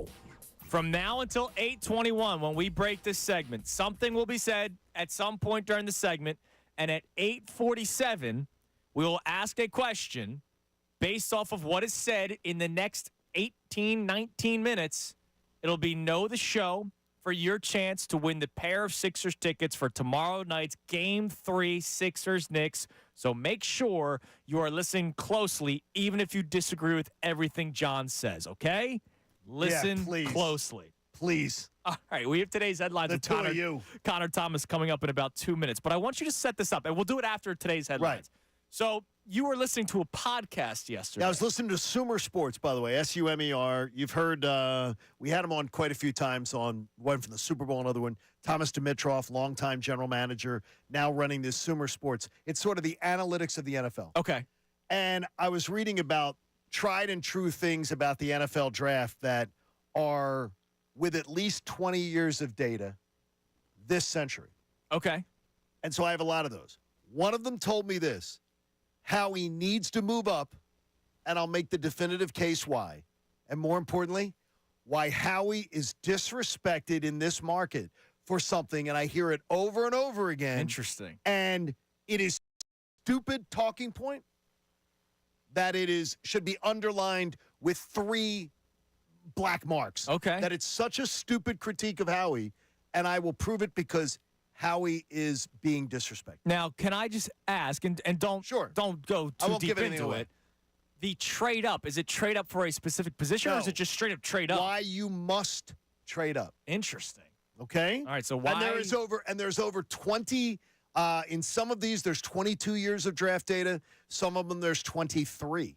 Well, you don't want them to overpay. I do not want to overpay. I'm not paying a second round pick to move up 6 spots. So that is absolutely reckless. All right, you have to pick. Trade the second round pick to move up 6 spots or stay at 22. Stay at 22. So you're going up against I Dimitroff. am staying at 22, but I'm not paying a second round pick. All right. Is what I'm not doing. Okay. I'm fine for moving up. I'm just not paying a All right, second so we'll round hear pick. these reasonings coming up in a second after today's headlines. But, oh, by the way, I just want to – the Chicago Bears, I've gone on these rants in middays. Okay. Chicago is offensive to me in sports. I just don't think they do anything right now. Okay. They're extending their assistant GM because they like what they've done there. What have the Bears done well? They traded Justin Fields, who they drafted and For should have nothing. trusted. For a bag of donuts. Yeah. They've been Khalil Mack was a thing. They've been 7 years buyers ago. at the deadline the last 2 years. Have they been close to the playoffs the last 2 years? They got DJ Moore. They traded a second round pick for Chase Claypool. I think the Cubs have something cooking. You think That's so? about the only thing. I think White Sox look pretty good. I think the Cubs have something cooking The White as Sox far might as win 30 games this year. The city of Chicago is offensive to me as a sports fan. All right, I'll get off my high horse. All right, it's time now for today's headlines with Connor Thomas. Today's headlines with Connor. Well, we've got Connor. some good stuff today. No pressure. There's a lot of people listening right now I because they know. want the Sixers tickets. This could be the way you win it. I mean, you're going to win anyway just by listening to today's headlines. But let's start with the Phillies. An interesting situation with the Phillies rotation. So, Taijuan Walker is supposedly rejoining the team. You could see him Sunday in San Diego. But you have 5 guys in the rotation, and the rotation's been otherworldly good. So, boys, what do you do when Taijuan Walker's available to pitch for this team again? So I understood the reasoning when it comes to Turnbull. I put out a tweet about this the other night. I understand the reasoning. He hasn't pitched 60 innings in a season since 2019, right? It's been 5 years. So they want it. Or last year, Matt Strahm pitched his season limit in like the first month and a half of the season, right? Sure. So I understand it. But my problem is, it's not like Spencer Turnbull has an ERA of 3.5, right? He has an ERA of 1.23, which I did a piece on this on 97.5thefanatic.com, which is top 5 in baseball, and his whip of 0.77 is top 3. So why are you punishing a guy? Look, Turnbull's not pitching in the playoffs. Bottom line, it's Wheeler, Nola, Suarez. You're hoping yes, absolutely. So why are you punishing a guy who has pitched out of his mind to start the season because Taijuan Walker gets paid more money? yes. Kind of, yeah. That's what they're sucks. doing. It's dumb. But I would absolutely say that, and they'll never do it, but I would ride Turnbull till he breaks. I would, right now, Turnbull has been far more impressive than Sanchez. Yeah, I totally agree. I would put Turnbull in Sanchez's spot, let Sanchez be the long reliever. And he's used to. And he's done he that. has pitched out of the pen He's done that. before. And yet Sanchez has been good. So do you go 6-man rotation? No. It's a very No, I interesting wouldn't- No, set. Sanchez has sort of blown a tire, I think, the last couple starts. No, 2 starts ago, he was tremendous. Yeah, 10 strikeouts It's in like the- 7 innings. Yeah, after a slow start, right? I Yeah. mean, he's been the least effective starter. And that's That fair? fair? You're comparing out him of to a basically- ridiculously good rotation. I mean, he's been I got you. tremendous. Like, I would say this. I don't think any of them should be penalized. Agree. To Okay. me, this is penalizing either Turnbull or Christopher Sanchez by bringing Taijuan Walker back because he gets paid a lot of And money. that's why they're doing it. And that's a shame. Because they're going to see if Taijuan Walker can pitch well, and then maybe they can dump his contract on somebody where they eat some money and trade him off. That's the agenda, I guarantee it. And if he doesn't pitch well, then what? Well, then you're screwed. All right, what's But next, you got Connor? a bad contract. Speaking of pitching problems, or I guess a catching problem, the Giants had a bit of Oh, dude, this was awesome. an interesting situation. So every closer now, I don't know where it started, but every closer, like the lights go off at the stadium. There's all these entrances that are nuts. It used to be just for guys who were unbelievable, but now it feels like everyone has one. And Camilo Doval, the closer for the Giants, He's very good. is very good. Yes. Yeah, I'm not saying it's him, but I'm saying there are some dudes who haven't. Like when Kimbrel was getting it last year. Kimbrel was actually a very good closer until And the he- playoffs. By the way, he's maybe the best closer in baseball he's this had, year. yeah, he's had a pretty good This start. year. But it's Well, an early. we'll It's move early. But bottom line is, Doval's throwing his last warm-up pitch, and as the pitch is being delivered to the Giants bullpen catcher, the lights go out. Could you imagine trying to catch like a major league pitch? Oh, by the way, that guy throws 100 miles per hour. Yeah, you're nuts. They checked in with the bullpen catcher after the game. You did? Yeah, man. Like, how is that dude okay? No, actually, they checked with him, and he's good. He caught it. Did Which you is see that part? insane. So, again, to make it clear, he is throwing his final warm-up pitch. The closer of the Giants throws 100 miles per hour, and as he is about to release it, the light, like pitch black. That's unbelievable. It's not like the lights went dim. The lights went pitch black. And it was a night game, so like it's dark outside. Right. And he still must have been in a great spot. Absolutely. That's how you know he's warm.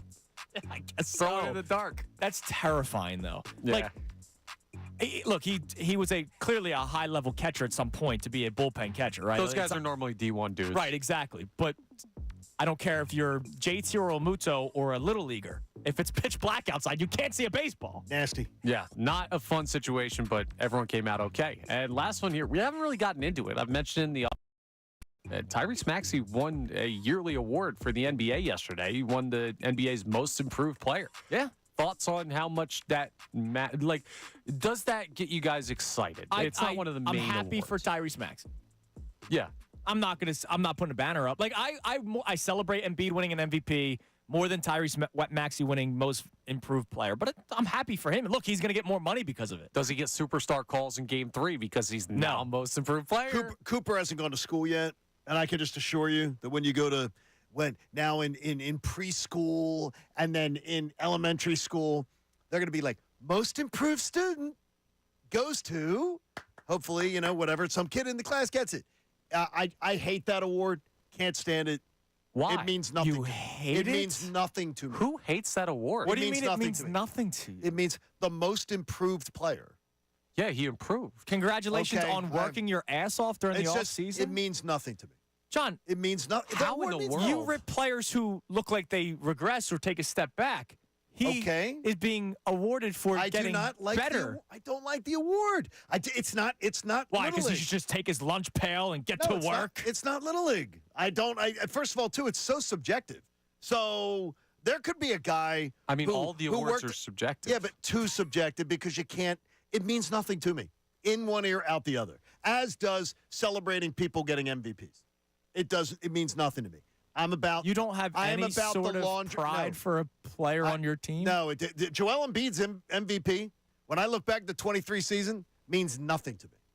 It's a applaud for Joel the night he got it, absolutely, but it means nothing because the team didn't do anything. So it doesn't, I'm not celebrating, man, that MVP season. Boy, that was a lot. No, it wasn't. Yep. It was a kick to the prime.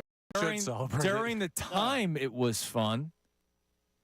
Did you enjoy yourself when Joel Embiid was playing this year before he got hurt? I absolutely loved it. But he if was the on team, pace to win another MVP. But if the team does nothing, his individual award does nothing for me. Yeah, but at the time. No, I'm not worried about awards. I don't do. Yeah, but John, he won the award because of his performance over an 82-game season. So you celebrate how he played over an 82-game season. You celebrated. You It's need to fine. celebrate more, John. It's fine. I celebrate laundry. Honestly, I am. I'm a team. My team is why I celebrate. I don't care about. And they were one of the better teams in the NBA because I don't care about because of his individual play. I don't care about individual awards. Look, you can say it to me 20 times and say it in different ways. It's not changing my opinion. I don't care about individual awards. Right, they so- do nothing but what for me about when the- I look back on the season. All right, we react and we tell stories as part of sports talk radio. Brandon Graham a few years ago did not win Most Improved Player, and I thought he was robbed of it. 32 years old. I didn't even know that. And he finished with double-digit sacks. I think he came in second. He should have won that award, and I would have celebrated for him for winning that award after coming off an Achilles injury at that age. I don't celebrate the award. I celebrate. Hey, Brandon Graham had a great year. The award means nothing to me. The award season means nothing to me. It really doesn't.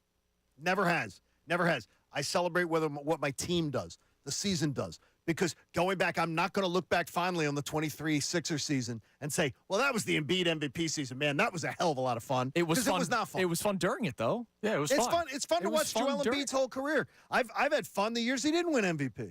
But when Joel, Watching it. let's- I don't care let's about say the Joel awards. Embiid never wins a championship. God forbid. Okay, this is one of those merry-go-rounds you guys are getting on. If he never it wins, doesn't, are it you doesn't- going to say, No, his I career don't his care. career was nothing? Okay, I'll say it again. I don't care about award season. I don't. And an award like Most Improved Player, oh my gosh, please stop. My ears bleed. I really don't. You have to understand, this is not Rojas Island. This is Gilligan's Island. Okay, that like is. You're gone to that is never a be really, found by on the way, this it's a one. really old reference. Well, people know Gilligan's Island. No, That's I won't even go Gilligan's Island. I'll almost go Truman Show, but nobody else is there. Like, they put John there on purpose. Like, you are on this island. Somebody put you I there. don't believe that. Because they don't want you around. No, I believe you guys believe that everybody thinks like you do. I don't believe that at all. I believe there are a lot of people going, what does his MVP mean to me? My team, again, gagged when they got to the season didn't mean anything. Like, look, I can celebrate Joel Embiid's whole career. I will be thrilled that I got to watch his career. I'll be happy that I got to watch it. His MVP doesn't mean anything to me. Means nothing. And then you poo-poo Most Improved Player. I didn't even know. Like, you of all people, I would think would celebrate it because that means he worked. He put the work in to get better. I'll look at him. I see with my two eyes. He's a very improved player. I love watching Tyrese Maxey play, period. I don't care about the awards. I don't. Awards season means nothing to me. Well, Tyrese Maxey, I'm happy for you. He's happy for you, Connor Tyrese. Thomas is happy for you. Now, Hey, Tyrese, let's win a second-round series. I would like to think Let's that do it. like Let's win a 98% first-round of series. Philadelphia is happy for you. That's great. John's in the 2%. That's great. If 2% milk over it here. moves you, the award season moves you, it doesn't change my opinion at all. All right. I loved it at all. So tell us these two things about Howie Roseman and why he must trade up to 16, according to this podcast. Not according to you, because you won't trade up the second-round pick for This isn't because of a podcast. This is because of data. Data, okay. Okay. This is why Howie needs to move up. You have if we go 22 drafts of data this century, so 2001 on, Okay. if you draft someone at 18 or below, so 18, 17, 16, move from there. You have double the chance to draft a Pro Bowler Interesting, okay. than if you go 19 to 32.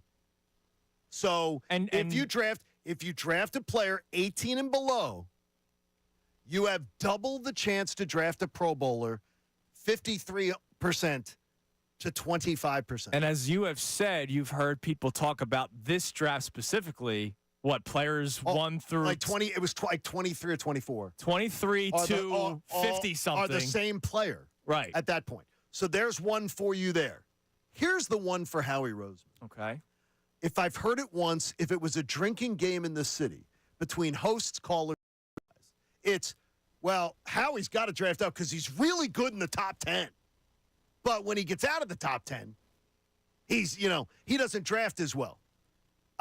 Memo. No general manager does. They don't. Because if you're just talking about drafting Pro Bowlers, here are your most likely drafting Pro Bowlers in the first round. 21 years of draft data for this one. Okay.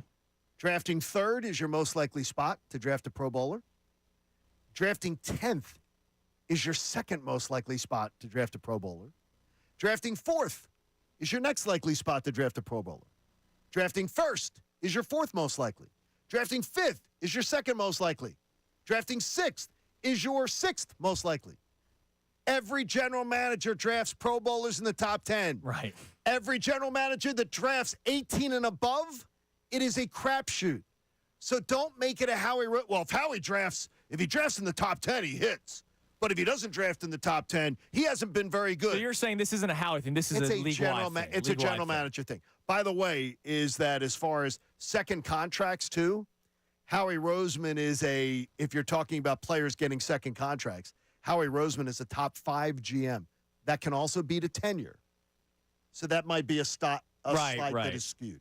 He is because he's been here for 20 years now. Correct. And that can be skewed. But in the very general manager things, there is the number you don't want is 26.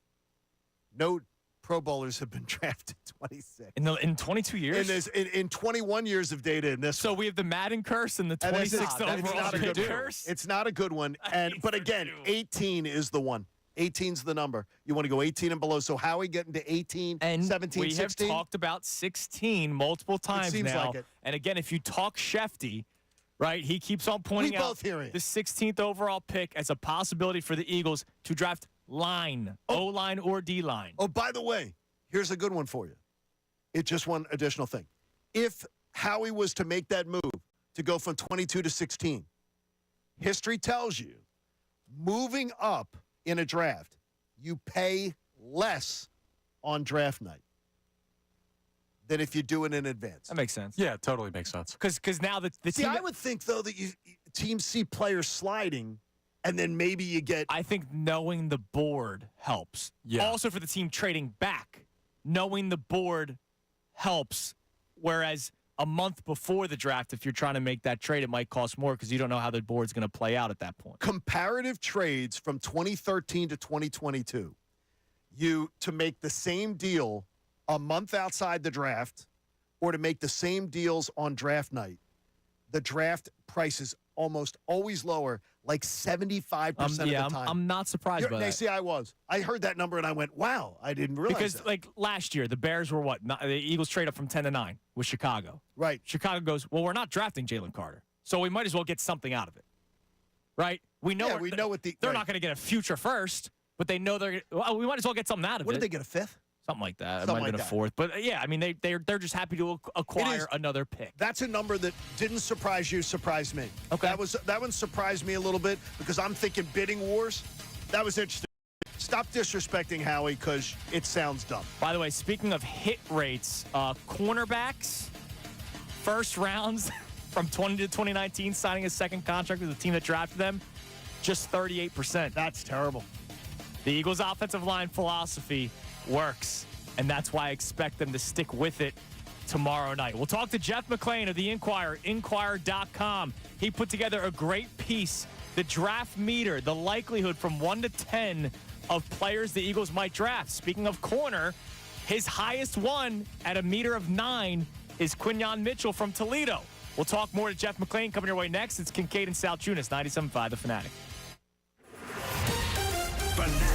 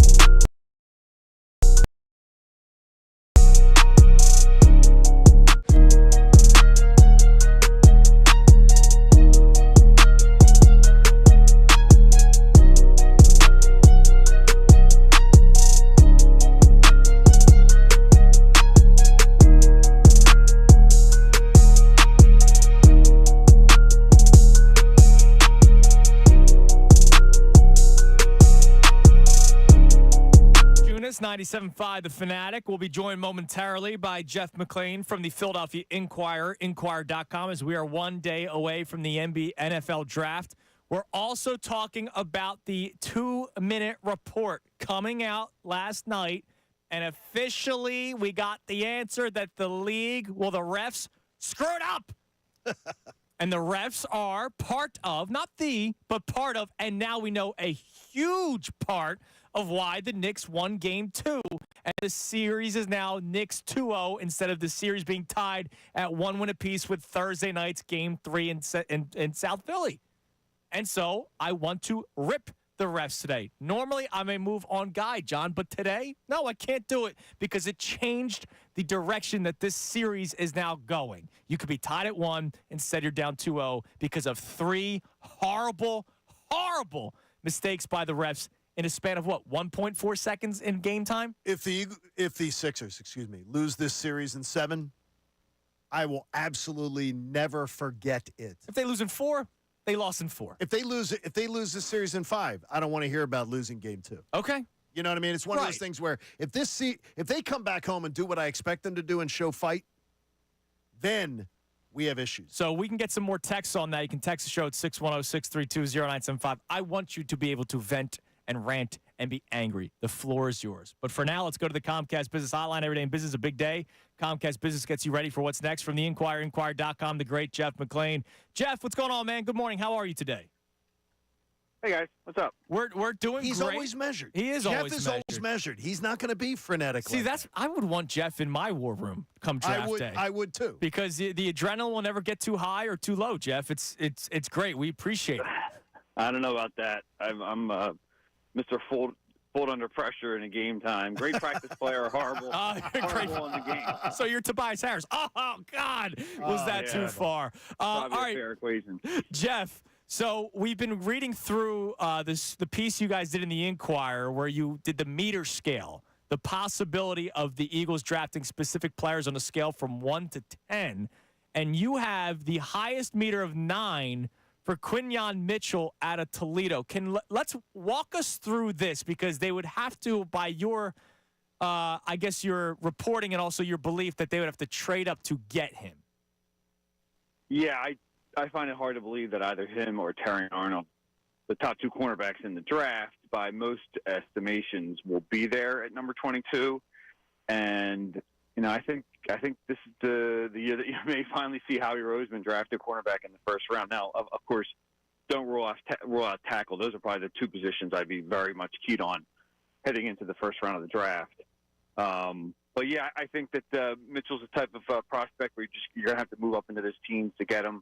He is a first-round talent. I don't think there's more than 20, 21 first-round talents in this draft. So that means that I think Howie's going to do whatever he can to move up, and that's obviously no surprise. That I know there's reports out there that he's talking with teams. That happens every year, but it's also not a surprise that that's something that he will do, because when he's aggressive in the first round and moving up, typically that's when he's at his best. When he has to sit at number 22, that has historically been when he's at his worst. Saw Nate Wiggins, a guy who has sort of been talked about a lot around where the Eagles will be drafting at a corner. I saw him play high school, so I watched him, and I just look at his size, his stature, and I wonder, is that the guy that if you were talking to a Vic Fangio, he would be the prototypical guy that he would want at corner? Yeah, I think the Eagles have to be careful about listening too much to Vic Fangio, because you do want to take in their analysis, but I don't think you want to factor in scheme as much into that, because you just want a guy. If you're drafting a guy in the first round, you want him to be here for a decade plus. And is Vic Fangio going to be here for a decade plus? Right. No.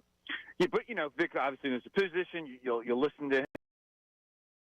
Stoutland, they're always listening to him when it comes to offensive linemen. Clearly, they've done well. If you look at the numbers when they've drafted at those positions, aside from Andre Dillard.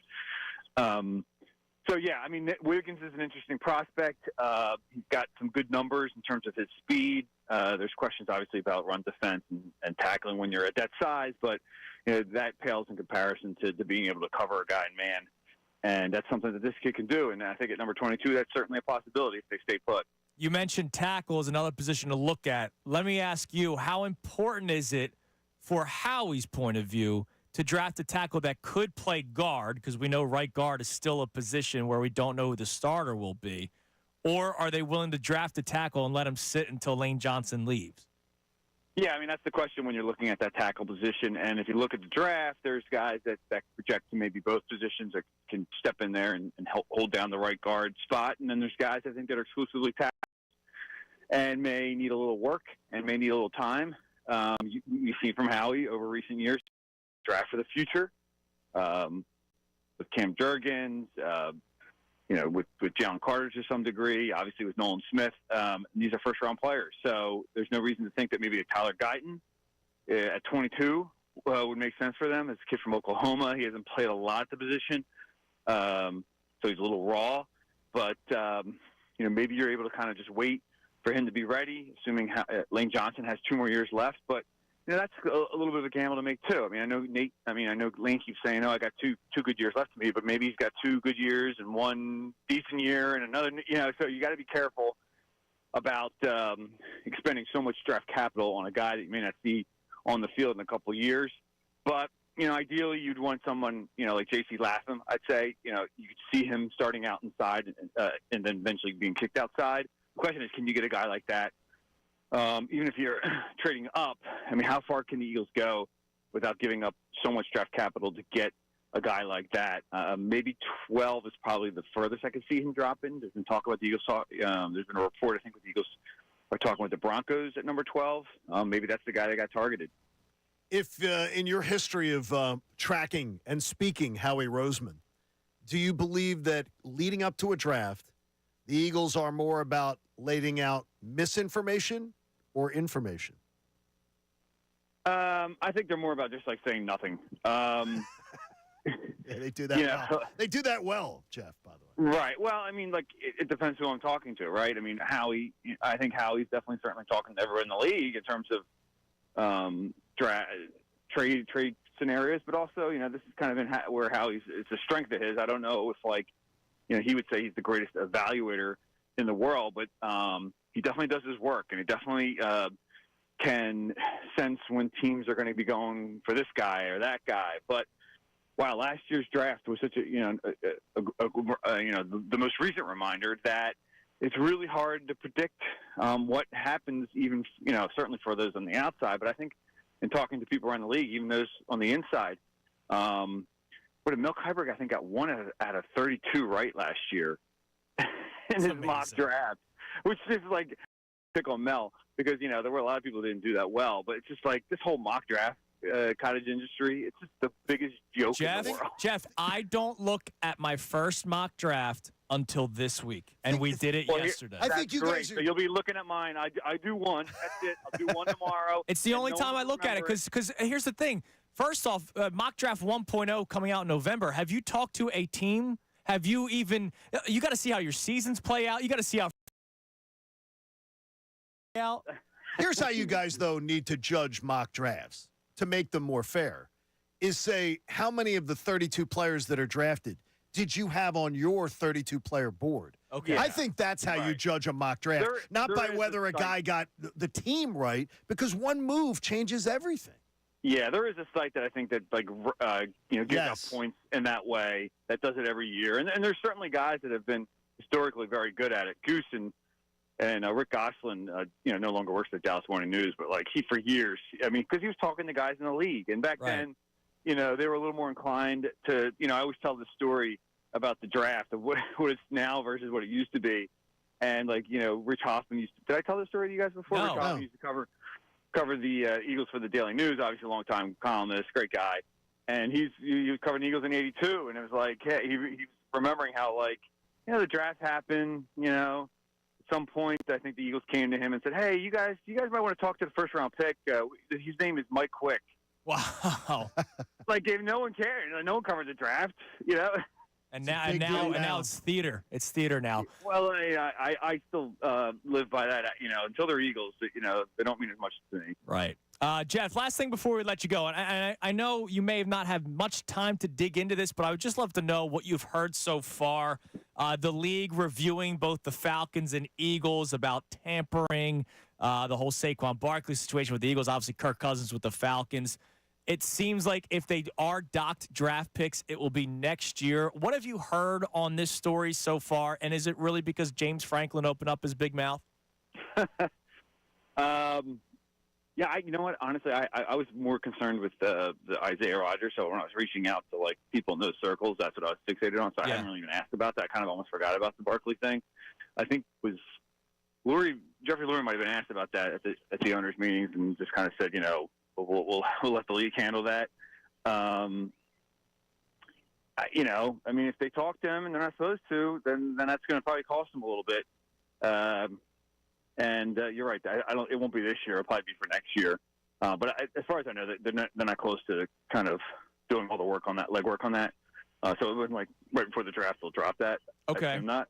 And so but honestly, I got to be honest with you. I haven't really talked to Yeah, and I'm sorry. I didn't know because it just came out yesterday. But you mentioned Isaiah Rodgers. How high in their plans is Isaiah Rodgers? I don't think he can be very high in their plans because they haven't seen him. Right. I mean, this guy hasn't played in a year. They haven't had a chance to get him out there in the field. Maybe today. I think today's the first day that he can actually participate in team activities. Maybe they'll ease him in. I mean, you're not really on the field at this point. You're still just doing basic conditioning, little things. But I mean, he's someone that you can just toss into the mix.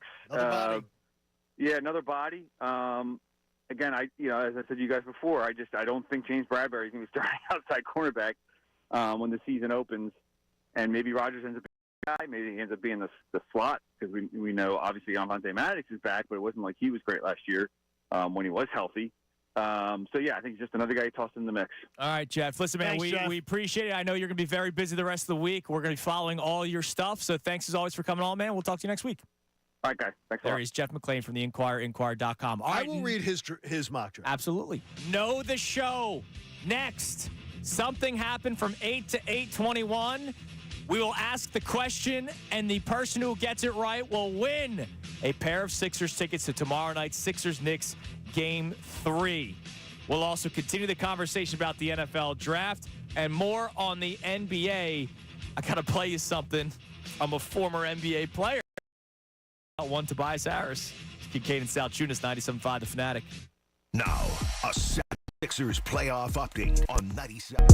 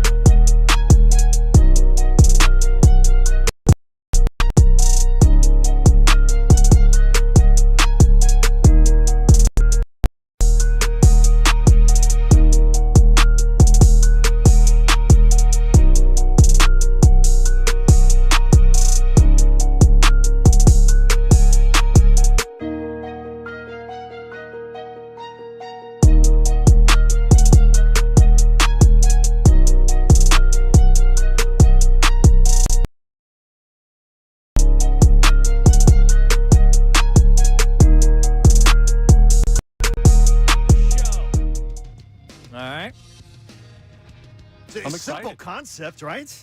This happened from 8 to 8:21. The winner will get a pair of tickets to tomorrow night's Sixers-Knicks game. The question, again, specifically from 8 to 8:21, because this could be a billion answers, but this is specifically from 8 to 8:21. What does John Kincade not care about? Again, specifically from 8 to 8:21. What does John Kincade not care about?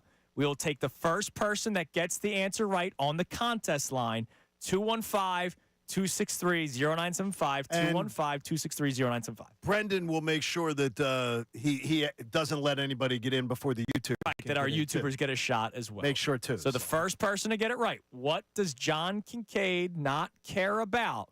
It was discussed during that segment from 8 to 8:21. All right. Do you have the Rasheed Wallace audio, Connor? Do I? Did you bleep it? No. Yeah, No, it is clean. No, I would hope you bleeped FCC, it. turn your radio up. So I found this interesting. A lot of former players don't rip other current players in the NBA. Unless it's like LeBron, because they're trying to get hot button topics to get the clicks on their podcast and whatnot. Rarely do you hear a player talk about somebody like Tobias Harris. Rarely. You're correct. Well, I'm glad that I'm not just the loudmouth radio guy complaining about Tobias Harris. The casual. Remember, Tobias Harris called people like me casual NBA fans. Here's Rasheed Wallace, Philly legend, NBA champion, talking about Tobias Harris. I can't really blame Buddy, though, because he just got here. But I can blame Tobias with his though. Yeah, and if you listen, yeah, we mad with you, too, dog. You got to step that the up. Yo, you getting all that bread. Yo, we need more than 5 for 12 for 10 points. Hey, he had 10 points on 4 for 11 shooting. Hey, thank you. Hey, same. 4 for 11, 5 for 12. For posterity, but he was 4 for 11. Look, listen, but we need more than that from him. Thank you, Rasheed Wallace. He's such a wordsmith. Is it better that an former NBA player, because you tell me every once in a while, I gotta tone it down a little bit with the Tobias stuff. Former NBA champion Rasheed Wallace talking. Oh, jeez.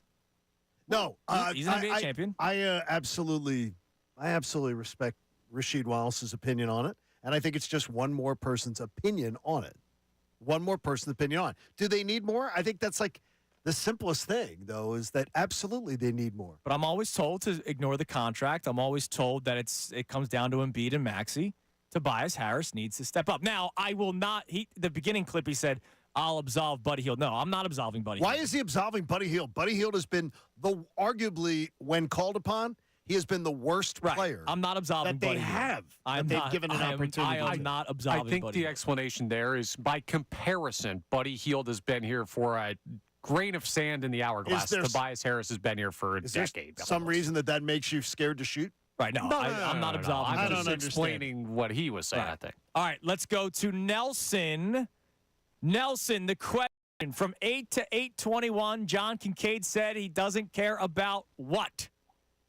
Individual awards. That is correct. Thank you, Nelson. Nelson in Philly. Thank you, Nelson. You won the pair of tickets for tomorrow night's Sixers-Knicks game. We're putting Nelson on hold so we can get his information. But Nelson will be heading to Game 3 tomorrow night at the Wells Fargo Center. We want to thank the Sixers for offering us a pair of tickets to give away for tomorrow night's game. And I hope Nelson is rooting in a win. Oh, he's going to be rooting on a win. Well, hey, you're feeling extremely confident. No, I'm feeling very, eerily very confident. In love fact, it. I'm sliding over the bar. I will slide over that extended line. Make it Going like into 7.5. Alternate 7.5, line. I'll move it. Yep. All right, I love it. All right, here's what we're going to do. Coming your way next, Amy Fadul will join us for the entire hour. Amy. We'll continue to talk about the NFL draft, which is tomorrow. Are the Eagles anger-proof?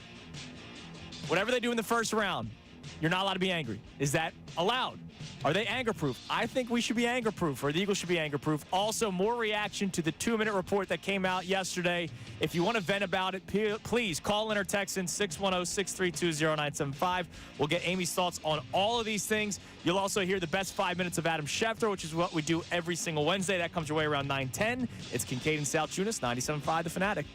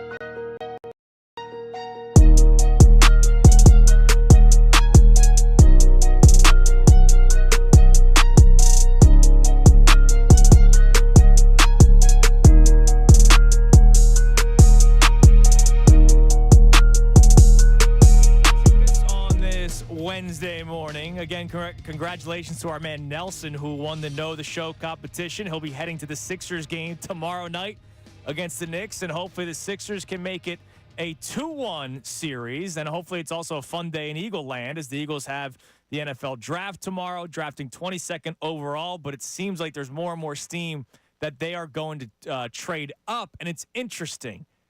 John, you've talked about this a lot, how there's a lot of misinformation out there now as well. Schefter was very clear, offensive line or line, O-line or D-line. Jeff McLane has been all over cornerback, but could also see offensive line. Diana Rossini just had a story come out in The Athletic that the Eagles are trying to move up, ... for a corner. So it's all over the place. We have corner, we have O-line, we have D-line. Here's one other little tidbit from yesterday, that draft stuff that I was saying along. History shows, on a history of, this is 10 drafts, that teams that trade out of the last 10 picks of the first round and let someone come back into the back end, they've done better with their draft capital than the teams that traded into the first round at the end. Oh, wow, that's amazing. So if you have one of the last 10 picks and then you trade out, your return on investment, you've done better than the team that traded back into the back end of the first round. Johnny Calculator over here. So it's just, I got to give Sumer Sports the credit, SUMER Sports. They've got a cavalcaded draft stuff. A lot of great information. Well, look speaking who's of here. great information, here she Amy is. Fadul in with us for the hour. House. Good morning, Amy. How are you? I'm wonderful. She's firing the opinions. It's TV people, and I consider you a TV person now coming into our realm. Thank you. Yes. Shoot opinions. Yes. Because you've just come firing out of the gate as soon as you've arrived here with us. And too many times I've seen TV people be more cautious about opinions. Oh, yes. It's because you didn't quite know what I was like when I was not on television. My gosh. No, I love it. And hearing you and Bob talking about the Sixers series has been highly entertaining. It's good to have you in. It's been fun. So we're going to talk about that series today, but I want to get your first thoughts. I know you and Bob were talking about the possibility of the 2-minute report when it was going to come out, and then it comes out after you guys are off the air. How much does that suck? Yeah, I mean, welcome to our life. Yeah, it was late. It always comes out after we're ready done, to go right? and fire on it, and then here it is 5 hours later. So would love to get your thoughts on it. I'm telling you right now, if anybody wants to vent, you can climb in, text message 610-632-0975. Connor said we have about 1 billion texts that we can go through. I know there are people that keep on saying it's happened, done and done, move on. I'm sorry, I can't. The league admitted to 3 mistakes within 30 seconds of life, 1.4 seconds of game time. Of game time. That's amazing. That did not lead to the Knicks winning because Dante DiVincenzo had hit the shot, but it was a huge factor for the Knicks winning. Well, that's the thing. You know, you guys, you know how it is. It's bang, bang, bang, bang, bang. And listen, the refs are human. 3 errors, though, in the course of 1.5 seconds. It can't happen. It's absurd. Because, you know, you throw out the timeout nonsense, whatever. If you called the timeout, didn't call a timeout, the thing is it would have stopped the play. It would have stopped it. So all the frenetic and the melee, as Nick Nurse called it, with trying to get the ball in bounds and make this, that would have all stopped. So there wouldn't have been any melee. So and there's no guarantee that they win. There is a guarantee that they get a lot more time and they get a lot more, they get a better look. They get a better play drawn up. They get to advance the ball. That's the thing. Like, all these things would have gone their favor. You can't reasons that they would have won the game. Correct. Right? Because we don't know what happened. But to not have a chance to know what would have happened if it had been called correctly is the most disappointing. And that's why I'm having a harder time getting over it. I'm usually, all right, that's it. I talked about it. We're done. Like, really? Like, 3 errors in a second and a half? It's inexcusable. And the other thing is, it's like, what do you do with it? We're all sitting here holding this precious piece of paper for this 2-minute report.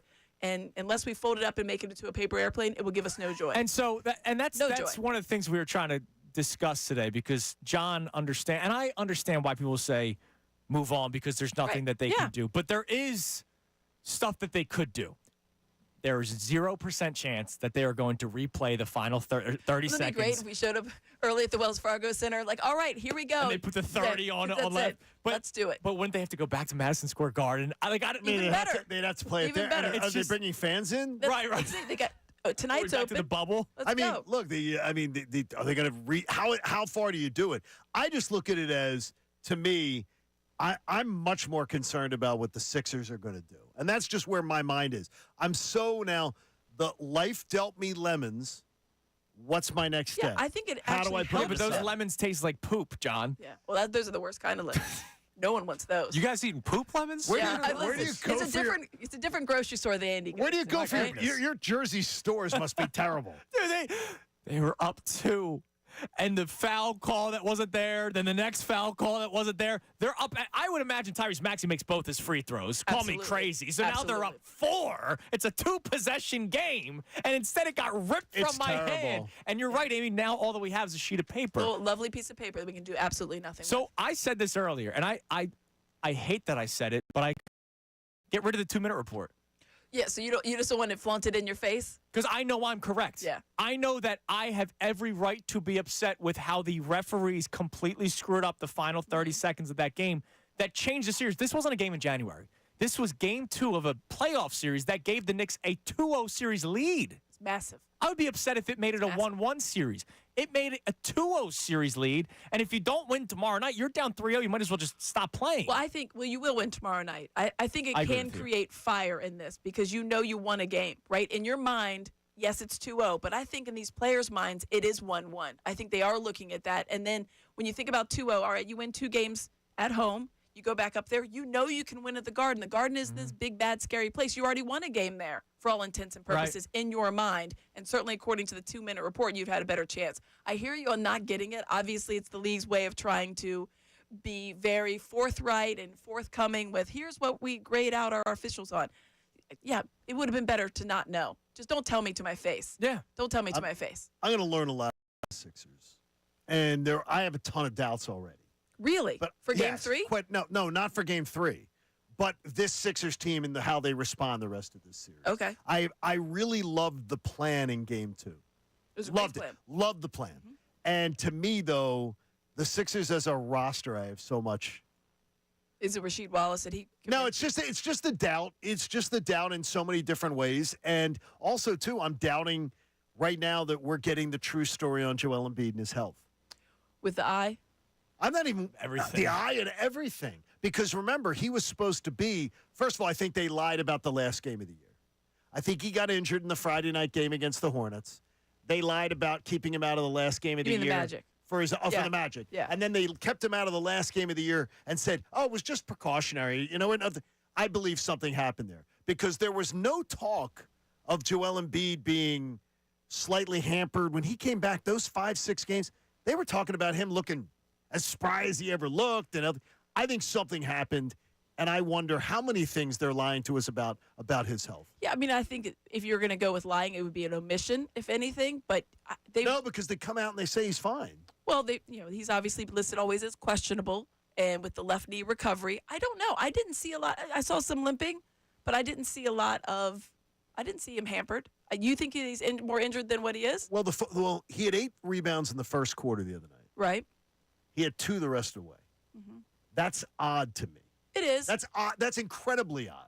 Well, I think he's hurt. Like, I don't think that anybody's thinking he's 100%. You know what I mean? No. I don't think 100%, but it's just I worry about how much how much do they even have in the tank to be able to when it is 0-2, what Andrew's just talking about. When it is 0-2, how do you dig yourself out of it? I mean, I think that the performance he put on, knowing that he's not 100%. He still dropped 35. I mean, yeah, I think that's pretty important. I get what you're saying because the rebounding is about lift, pushing off, Absolutely. obviously timing and things like and that. choosing to shoot threes, deep threes.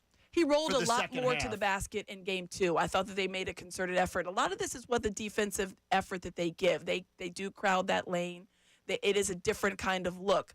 So they have to work on that. I thought the game plan overall was very good. I did too. You look at the offensive rebounds, which they absolutely got crushed on.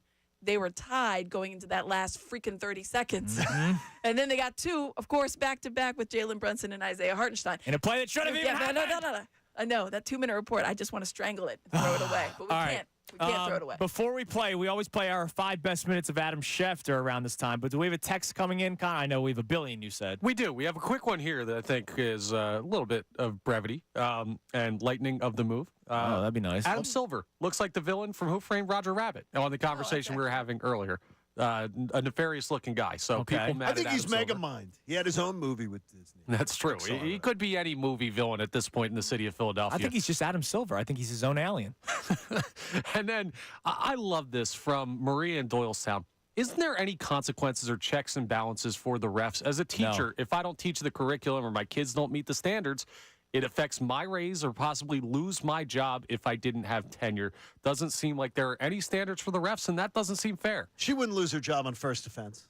Well, still. Yeah. That's Her ridiculous. point, it's her ridiculous. point is valid. Her point is Yeah, valid. your point is valid about checks and balances. Yeah, there is. But nobody loses their job on a first offense unless it is absolutely An where they were nefarious. Well, let's say a teacher in that school district had previously not taught to the point where they were put in federal prison. Look, prime example Well, is that could be, yes. in Don't any talk sports. about my high school. Connor just put the ref in prison. No, he put them in Cardinal High High School. But any sport, I mean, Angel Hernandez, like that guy. Oh, yeah, that's I mean, Angel Hernandez The he thing goes is, to criminal. They do grade them. They do grade them, Yes. right? And then the higher the grades, there's the refs that you see later on. I mean, Right. there is a grading system. But yeah, no, there is no immediate of like, oh, let's look at this. Scott Foster's crew, they messed that up. We don't get to see them again. That's not how that works. No, that's not how it's going to So work. I get her point in that. All right, Adam Schefter joined us earlier today, as he does every single Wednesday. It was a different time today. He had to do it earlier because he's very busy this week. There's a big draft tomorrow in the NFL. Here's the 5 best minutes from Adam Schefter earlier today on Kincade and Salciunas. So, Shefty, let's start off with the Eagles' potential draft strategy in the first round. You have said to us a couple of times now when you've been joining the show weekly that you are basically expecting the Eagles to trade up. The number that keeps on being thrown out there by local reporters, national reporters, is the 16th overall pick with the Seahawks because they might be in a position to be willing to trade back. Do you still believe that the Eagles will be active tomorrow night in trying to move up? Well, again, I've never said I expect them to. I'm just saying their history has told us that they look to do that. And they will look to do that again, I expect. Whether they actually do it or not depends on who's on the board, who's available. And let's use 16 as an example. 16, I believe, is Seattle. 16 doesn't have a second-round pick. 16 second-round pick went for Leonard Williams. And therefore, Seattle would love, I'm sure, to recoup a second-round draft pick. And some of the players I've heard connected to Seattle that they're considering likely would be there at 22 as well. So it makes all the sense in the world for Seattle to move back to 22, for Philly to move up to 16 if the guy they want is still there, and move forward in that regard. Now, I really don't know who it is that Philadelphia would be eyeing at that spot, that they would feel the need to move up 6 spots to go get. But that's been their history. And I would also say this, I think there's a great relationship between the Seahawks general manager, John Schneider, and the Eagles general manager, Howard Roseman. And so it would be very simple for those guys, if they haven't already, and I'll bet they have, to have had some sort of conversation, putting parameters in place. Hey, we'd love to come at 16. If we do, we'll give you this. You interested? Yes, I'm interested too. Let's just see how this goes, and we'll follow up here during the draft. I mean, very simple call. If I was to say to you, Eagles are at 22 and they're sitting there, how many quarterbacks would you just guess are off the board? At 22? Yeah. Minimum of 5 and very possibly 6. And do you see that making the 22nd pick maybe one of the situations where you say, let the talent fall to you with so many quarterbacks going early? Well, again, John, the whole thing will be how the board is falling, what they're feeling, whether they feel like they can wait. If there is somebody that they feel anxious to go get at 16 now, my guess is it's not going to change no matter what the quarterback situation is. They've gone through the scenarios. They know what it is. They know how many quarterbacks may or may not go. They've figured this into their calculations, and then they can make a decision from there. If they've been interested in going up, and that's been their history, and they feel like there's a guy that they don't want to wait around and they don't want to risk losing, I won't be surprised if they moved up then. Shefty, the Eagles in recent years have been totally okay with drafting a guy that might not be an every down player like a Jordan Davis or even a starter in his first year like Cam Jurgens, who eventually moved to right guard last season and now will be the replacement of Jason Kelsey. Do you think this draft for the Eagles will be more of a plug-and-play kind of draft where they are looking for somebody that will start on the field, or will it just be a best player available, we'll figure it out down the road for the Birds, whether or not this guy will play? When we say best player available, their history has shown that they're a lineman team, like offensive line, defensive line, pass rushers. Like that's typically what they do. For them to go, I'm making this up, Brock Bowers in one. That just hasn't been their history. Not to say it couldn't be. Like maybe that's the guy if you were there. I'd be surprised, but you know they're pretty consistent. And I posted this thing on Twitter this morning about hit rates at each of the positions that the content producer Hembo came up with at ESPN, and the hit rates at offensive line are the highest at any position that there are in the league. Schefter, I'll get this question quick, and we'll go in and out. If they trade up for 16, are they trading up for their organizational philosophy of the trenches, or are they trading up for a cornerback, which is a position we've talked about a lot in these last couple of weeks? Their history has not been to draft cornerbacks in the first round. That doesn't mean that they won't, but if we look at it, it just has not been something that they've done at all. Like, they haven't drafted a cornerback in the first round since 2002. Howie's never drafted a cornerback in round one. He's never taken one higher than the fourth round in the past 5 years. So it could be, I mean, they certainly can use one, and he may say Quinyon Mitchell or Terrian Arnold or whoever it is there, and I'm going to go get that guy. That could be. But his history says line. All right, there's the 5 best minutes from our man Adam Schefter, who joined the show earlier today. We are joined for the rest of the hour by the great Amy Fadul. Thank you. So, Amy, we talked about the 2-minute report and how we're still angry about that, and I think anybody who wants to be angry should be angry. Yes, it's a safe place. I don't think anybody should say get over it until maybe tomorrow. But today, there's no game today, so I'm not going to get over it, and I know tomorrow I might not be over it until tip-off because they're down 2-0 because of it, part of it. But we're also going to talk NFL draft today. Let's do it. So Schefter made it seem very clear that they might trade up for O-line or D-line. It's linemen because that's what the Eagles do. Mm-hmm. We have now had Jeff McLane preaching cornerback. Diana Rossini, I read the report, preaching cornerback. What do you think the Eagles will do, but what do you think or what do you want them to do? See, that's that. You have that little caveat in there, right? What they should do or what they will do or what I'd like for them to do. I'd love a cornerback. You know, we were talking about that the other day, and I think if they, and I thought Jeff made up a really good point. If Howie stays at 22, he's usually not as successful with the picks. I think he really thrives when we've got our guy, we focused on our guy. If we can go get him at 15 to 18, that's our guy. So I am interested in that because I think that's a different player than at 22. Kool-Aid McKinstry should be there at 22. Mm-hmm. But you know how these boards fall down. You don't know what's going to happen. Terrian Arnold is obviously the class and of that Alabama, if you're going to take the two Alabama guys. I think they're kind of plug and play at this point, and that to me, I know. They should be, and they should be expected to be. And that's why you take them that high, because I treat the cornerback as I would take in the first round. You're starting for me. That's that look type of thing. So that's who I want to take. Who they will take is an offensive lineman. Yeah, exactly. That's what they do. You know it. That's what they do. We all are sort of bought into that. Now, and there's some great linemen. This is obviously a great lineman draft, I think. Connor is very Kool-Aided up. And, Connor, you must make Kool-Aid in studio on Friday if they draft. Dude, I'll get the big container. I'll bring a pitcher in. We'll do what we have to do. He needs to crash through like the Kool-Aid man. I don't think Andy Reid. That's what he needs to do. It's when you if they do draft offensive line, I said earlier, I think I'll go to bed the most confident that they got it right. Yeah. I also said you'll go to sleep because it's a boring pick, so it puts you to sleep. It's the least sexy.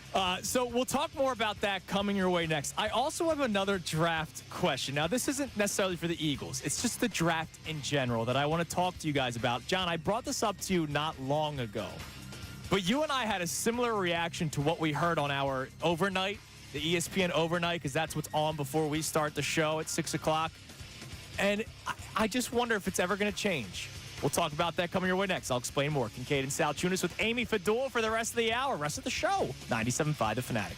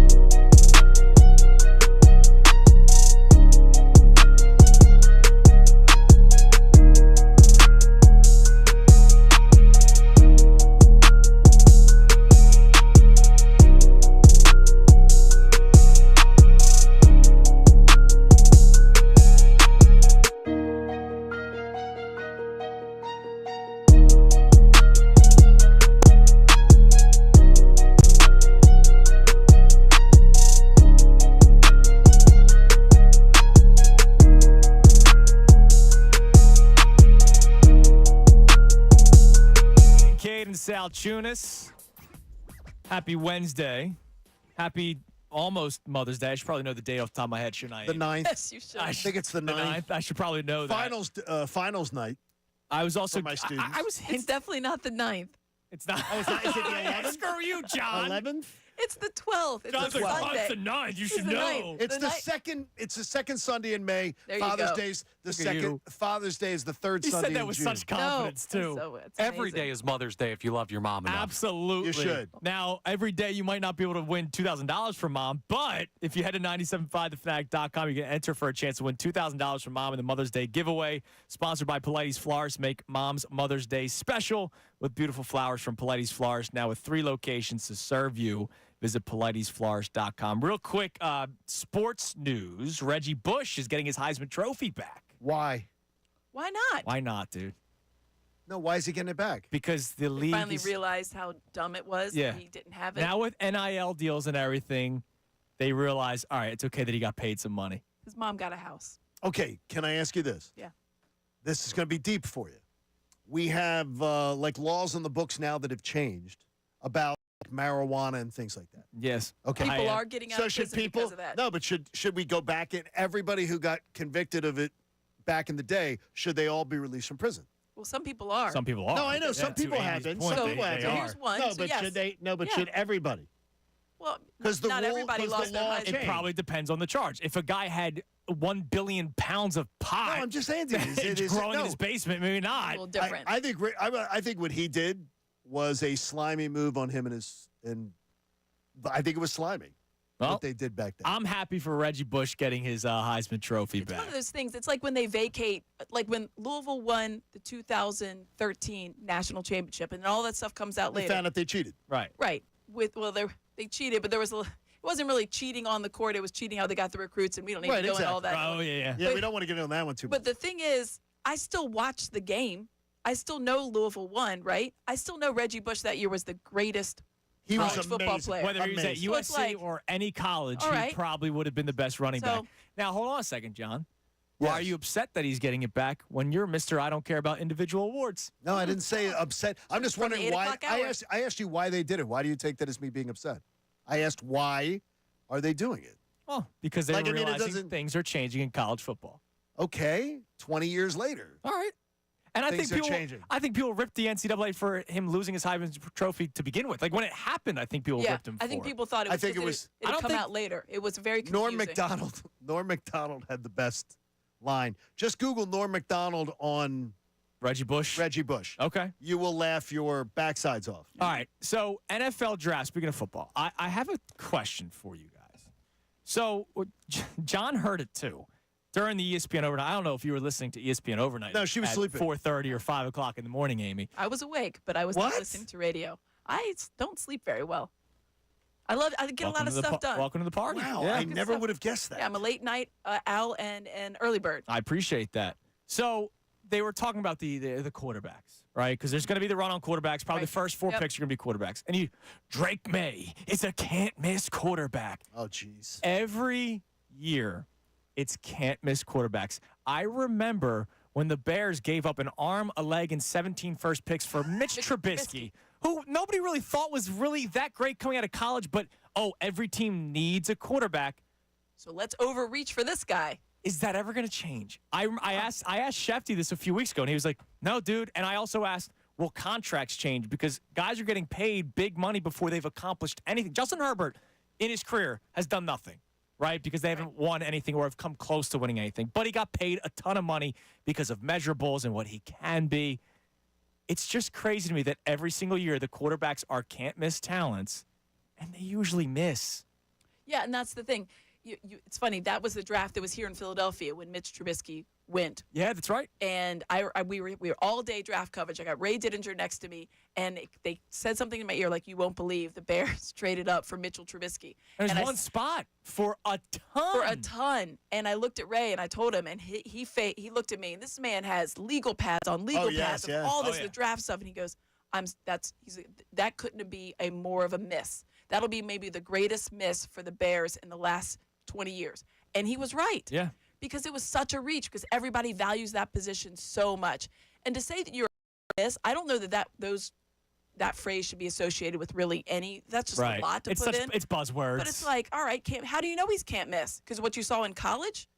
Like that's incredible. Unless they ran an exact NFL offense and they're playing other NFL teams, you have no idea if that guy's can't miss. You hope he's going to be can't miss. You think that he's going to be pretty good at the next level. And there's certainly guys that you looked at Peyton Manning and thought, yep, he's going to be pretty good at the next level. He seems to have his head on straight and he's very good at everything else. So we've been running through this hit rate, the Paul Hembekides hit rate. He did the 20 drafts from 2000 through 2019. All the players that were selected in the first round and whether or not they signed a second contract with the team that they play with. So they may have signed a second contract elsewhere. So this does skew things a little bit. But the highest hit rate was center in the first rounds in 20 years at a 92% hit rate.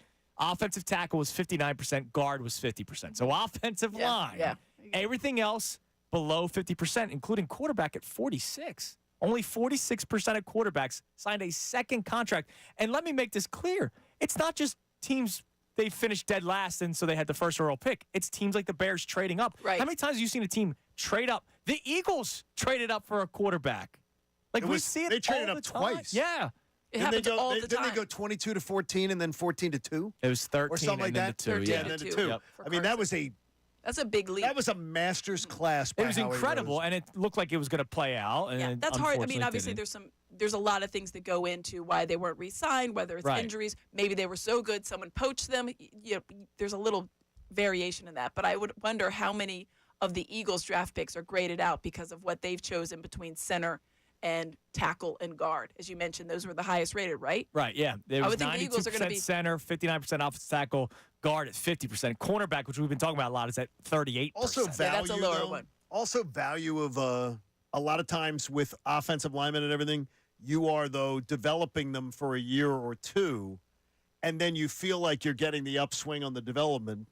Yeah, and maybe that works too. For a quarterback, you're going to want that guy to perform immediately. Absolutely. They're gone are the days of the Aaron Rodgers sitting behind Brett Favre for decades, it seems like. I mean, he was behind him for years. Love did a little, but he did sit behind him. What was it, 2 years? Or? Yeah, and that's happening right now. So that's another thing. Like, will that ever go back to that?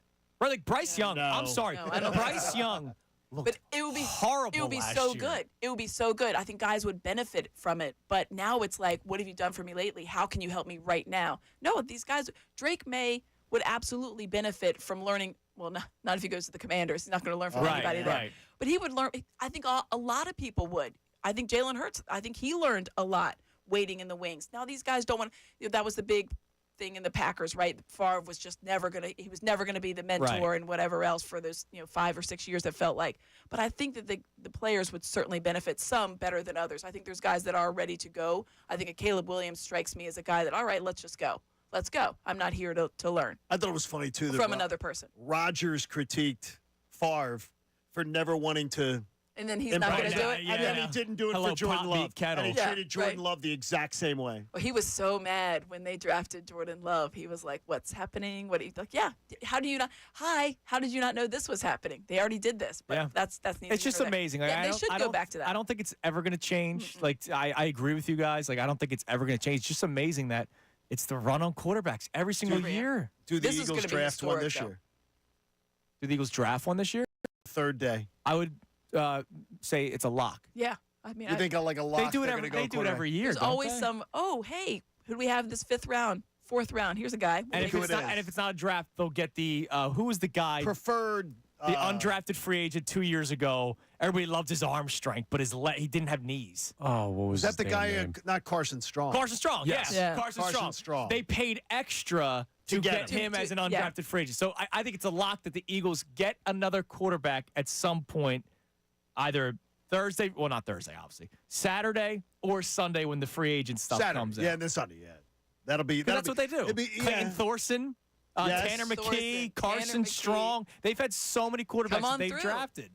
And it's the quarterback factory. Now, speaking of quarterbacks. The factory. Speaking of quarterbacks, the Steelers are not picking up the option of Justin Fields. So I'm going to bring you, rewind the clock. Remember, we had all that conversation. Should they have traded for Justin Fields? This tells me the Eagles made the right decision. They traded for Kenny Pickett in hopes that they could maybe move him next year. Not me. Not me. I would have got Justin Fields the same way that the Steelers had him. I would have taken Justin. And he'd Fields. sit on your bench and do nothing. Well, unless Jalen Hurts breaks a rib or does that, and I can tell you, I would have much more belief that Justin Fields could fit into what the Eagles' offense does than Kenny Pickett. I don't think Justin Fields could throw a football very well at all. Really? Yeah, I don't. Not a big Justin Fields guy. No, I was coming out of college. Yeah, I've watched enough, because the Eagles play primetime every single week. Then what have you seen in Kenny Pickett, though? I haven't seen much out of Kenny Pickett either. I think the Kenny Pickett trade is, we always talk about Eagles philosophies. It's a quarterback one more year under control because he still has next year. It's not an option. He's under control next year. And if he has an A.J. Feely where he plays 2 or 3 games, you ship him because he's a former first-round pick. Yeah, I think that the Fields thing is a little bit – I don't know that it means the Steelers don't believe in Justin Fields. That team just manages their cap such a different way than a lot of teams, and they want to leave that. It's a big tail end, that option, right? $25 million. Oh, yeah, huge. So that's a huge hit. So they might really like him, but he's going to go in with a something to prove type of year out there, and like maybe he can prove it. But they're going to, if they do want to sign him, I would think that team, just in how the Steelers tend to operate, right? They would sign him to a much and they're going to try Russell Wilson. If it doesn't work, maybe they sign Fields for one more year, and then they draft a quarterback, and then they do the traditional let's let a kid wait under the wings of Justin Fields. Yeah, we'll see. I think the Eagles would have won more games. If they have to turn to Kenny Pickett, I think they would have won more games with Justin. Just don't turn to Kenny Pickett. Don't turn to him. Don't. And that was my initial statement. Just don't do it. Whoever is the backup quarterback, it doesn't matter. Your season's over, okay? The Nick Foles thing happens once in a blue moon.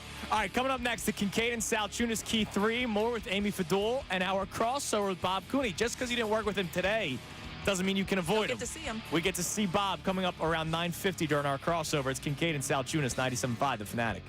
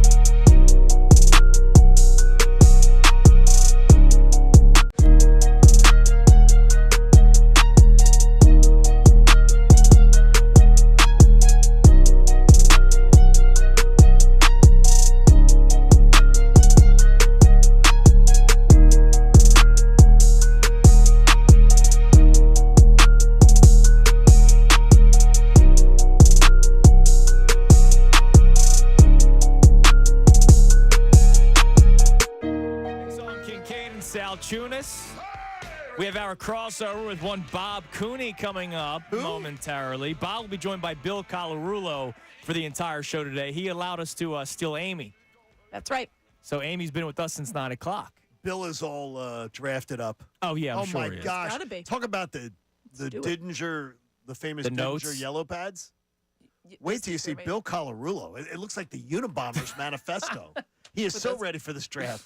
Rays were always so very meticulous, and he could go back decades. Yeah. Oh, remember the draft in 1978? It's amazing. Sure. No, tell us about it. Yeah. Let me see that 9th round pick. Okay, here we go. It really is But amazing. you do have to kind of really deep dive into it. There's just so much information. Yeah, absolutely. Before we do the Key 3, I want to remind you guys one more time. Friday, the last day we're doing it, go to the contest page, 975thefanatic.com, to nominate someone who you think deserves to win 2 round-trip flights on a Velo Airlines. You can't nominate yourself, but you can nominate somebody that might bring you, even though John thinks that's a dirty thing to do.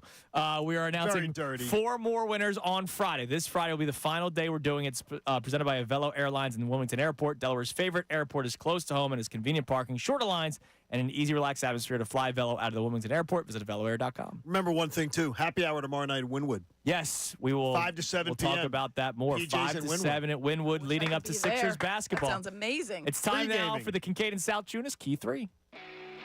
Now, the Kincade and Salciunas Key 3. Today's best.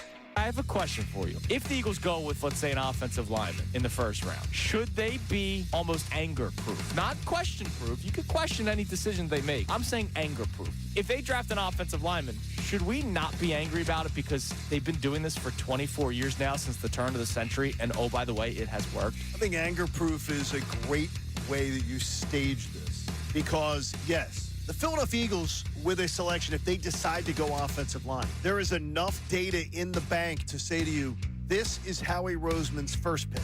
Right. This is his fastball. This is part of his great repertoire. Maybe his third pitch and his fourth pitch aren't as good. He doesn't go as deep. But I would absolutely believe that almost any pick in the first round should be anger-proof, because I will insist that the average fan, and many times myself, have not seen that player play. Right. You don't know jack about them.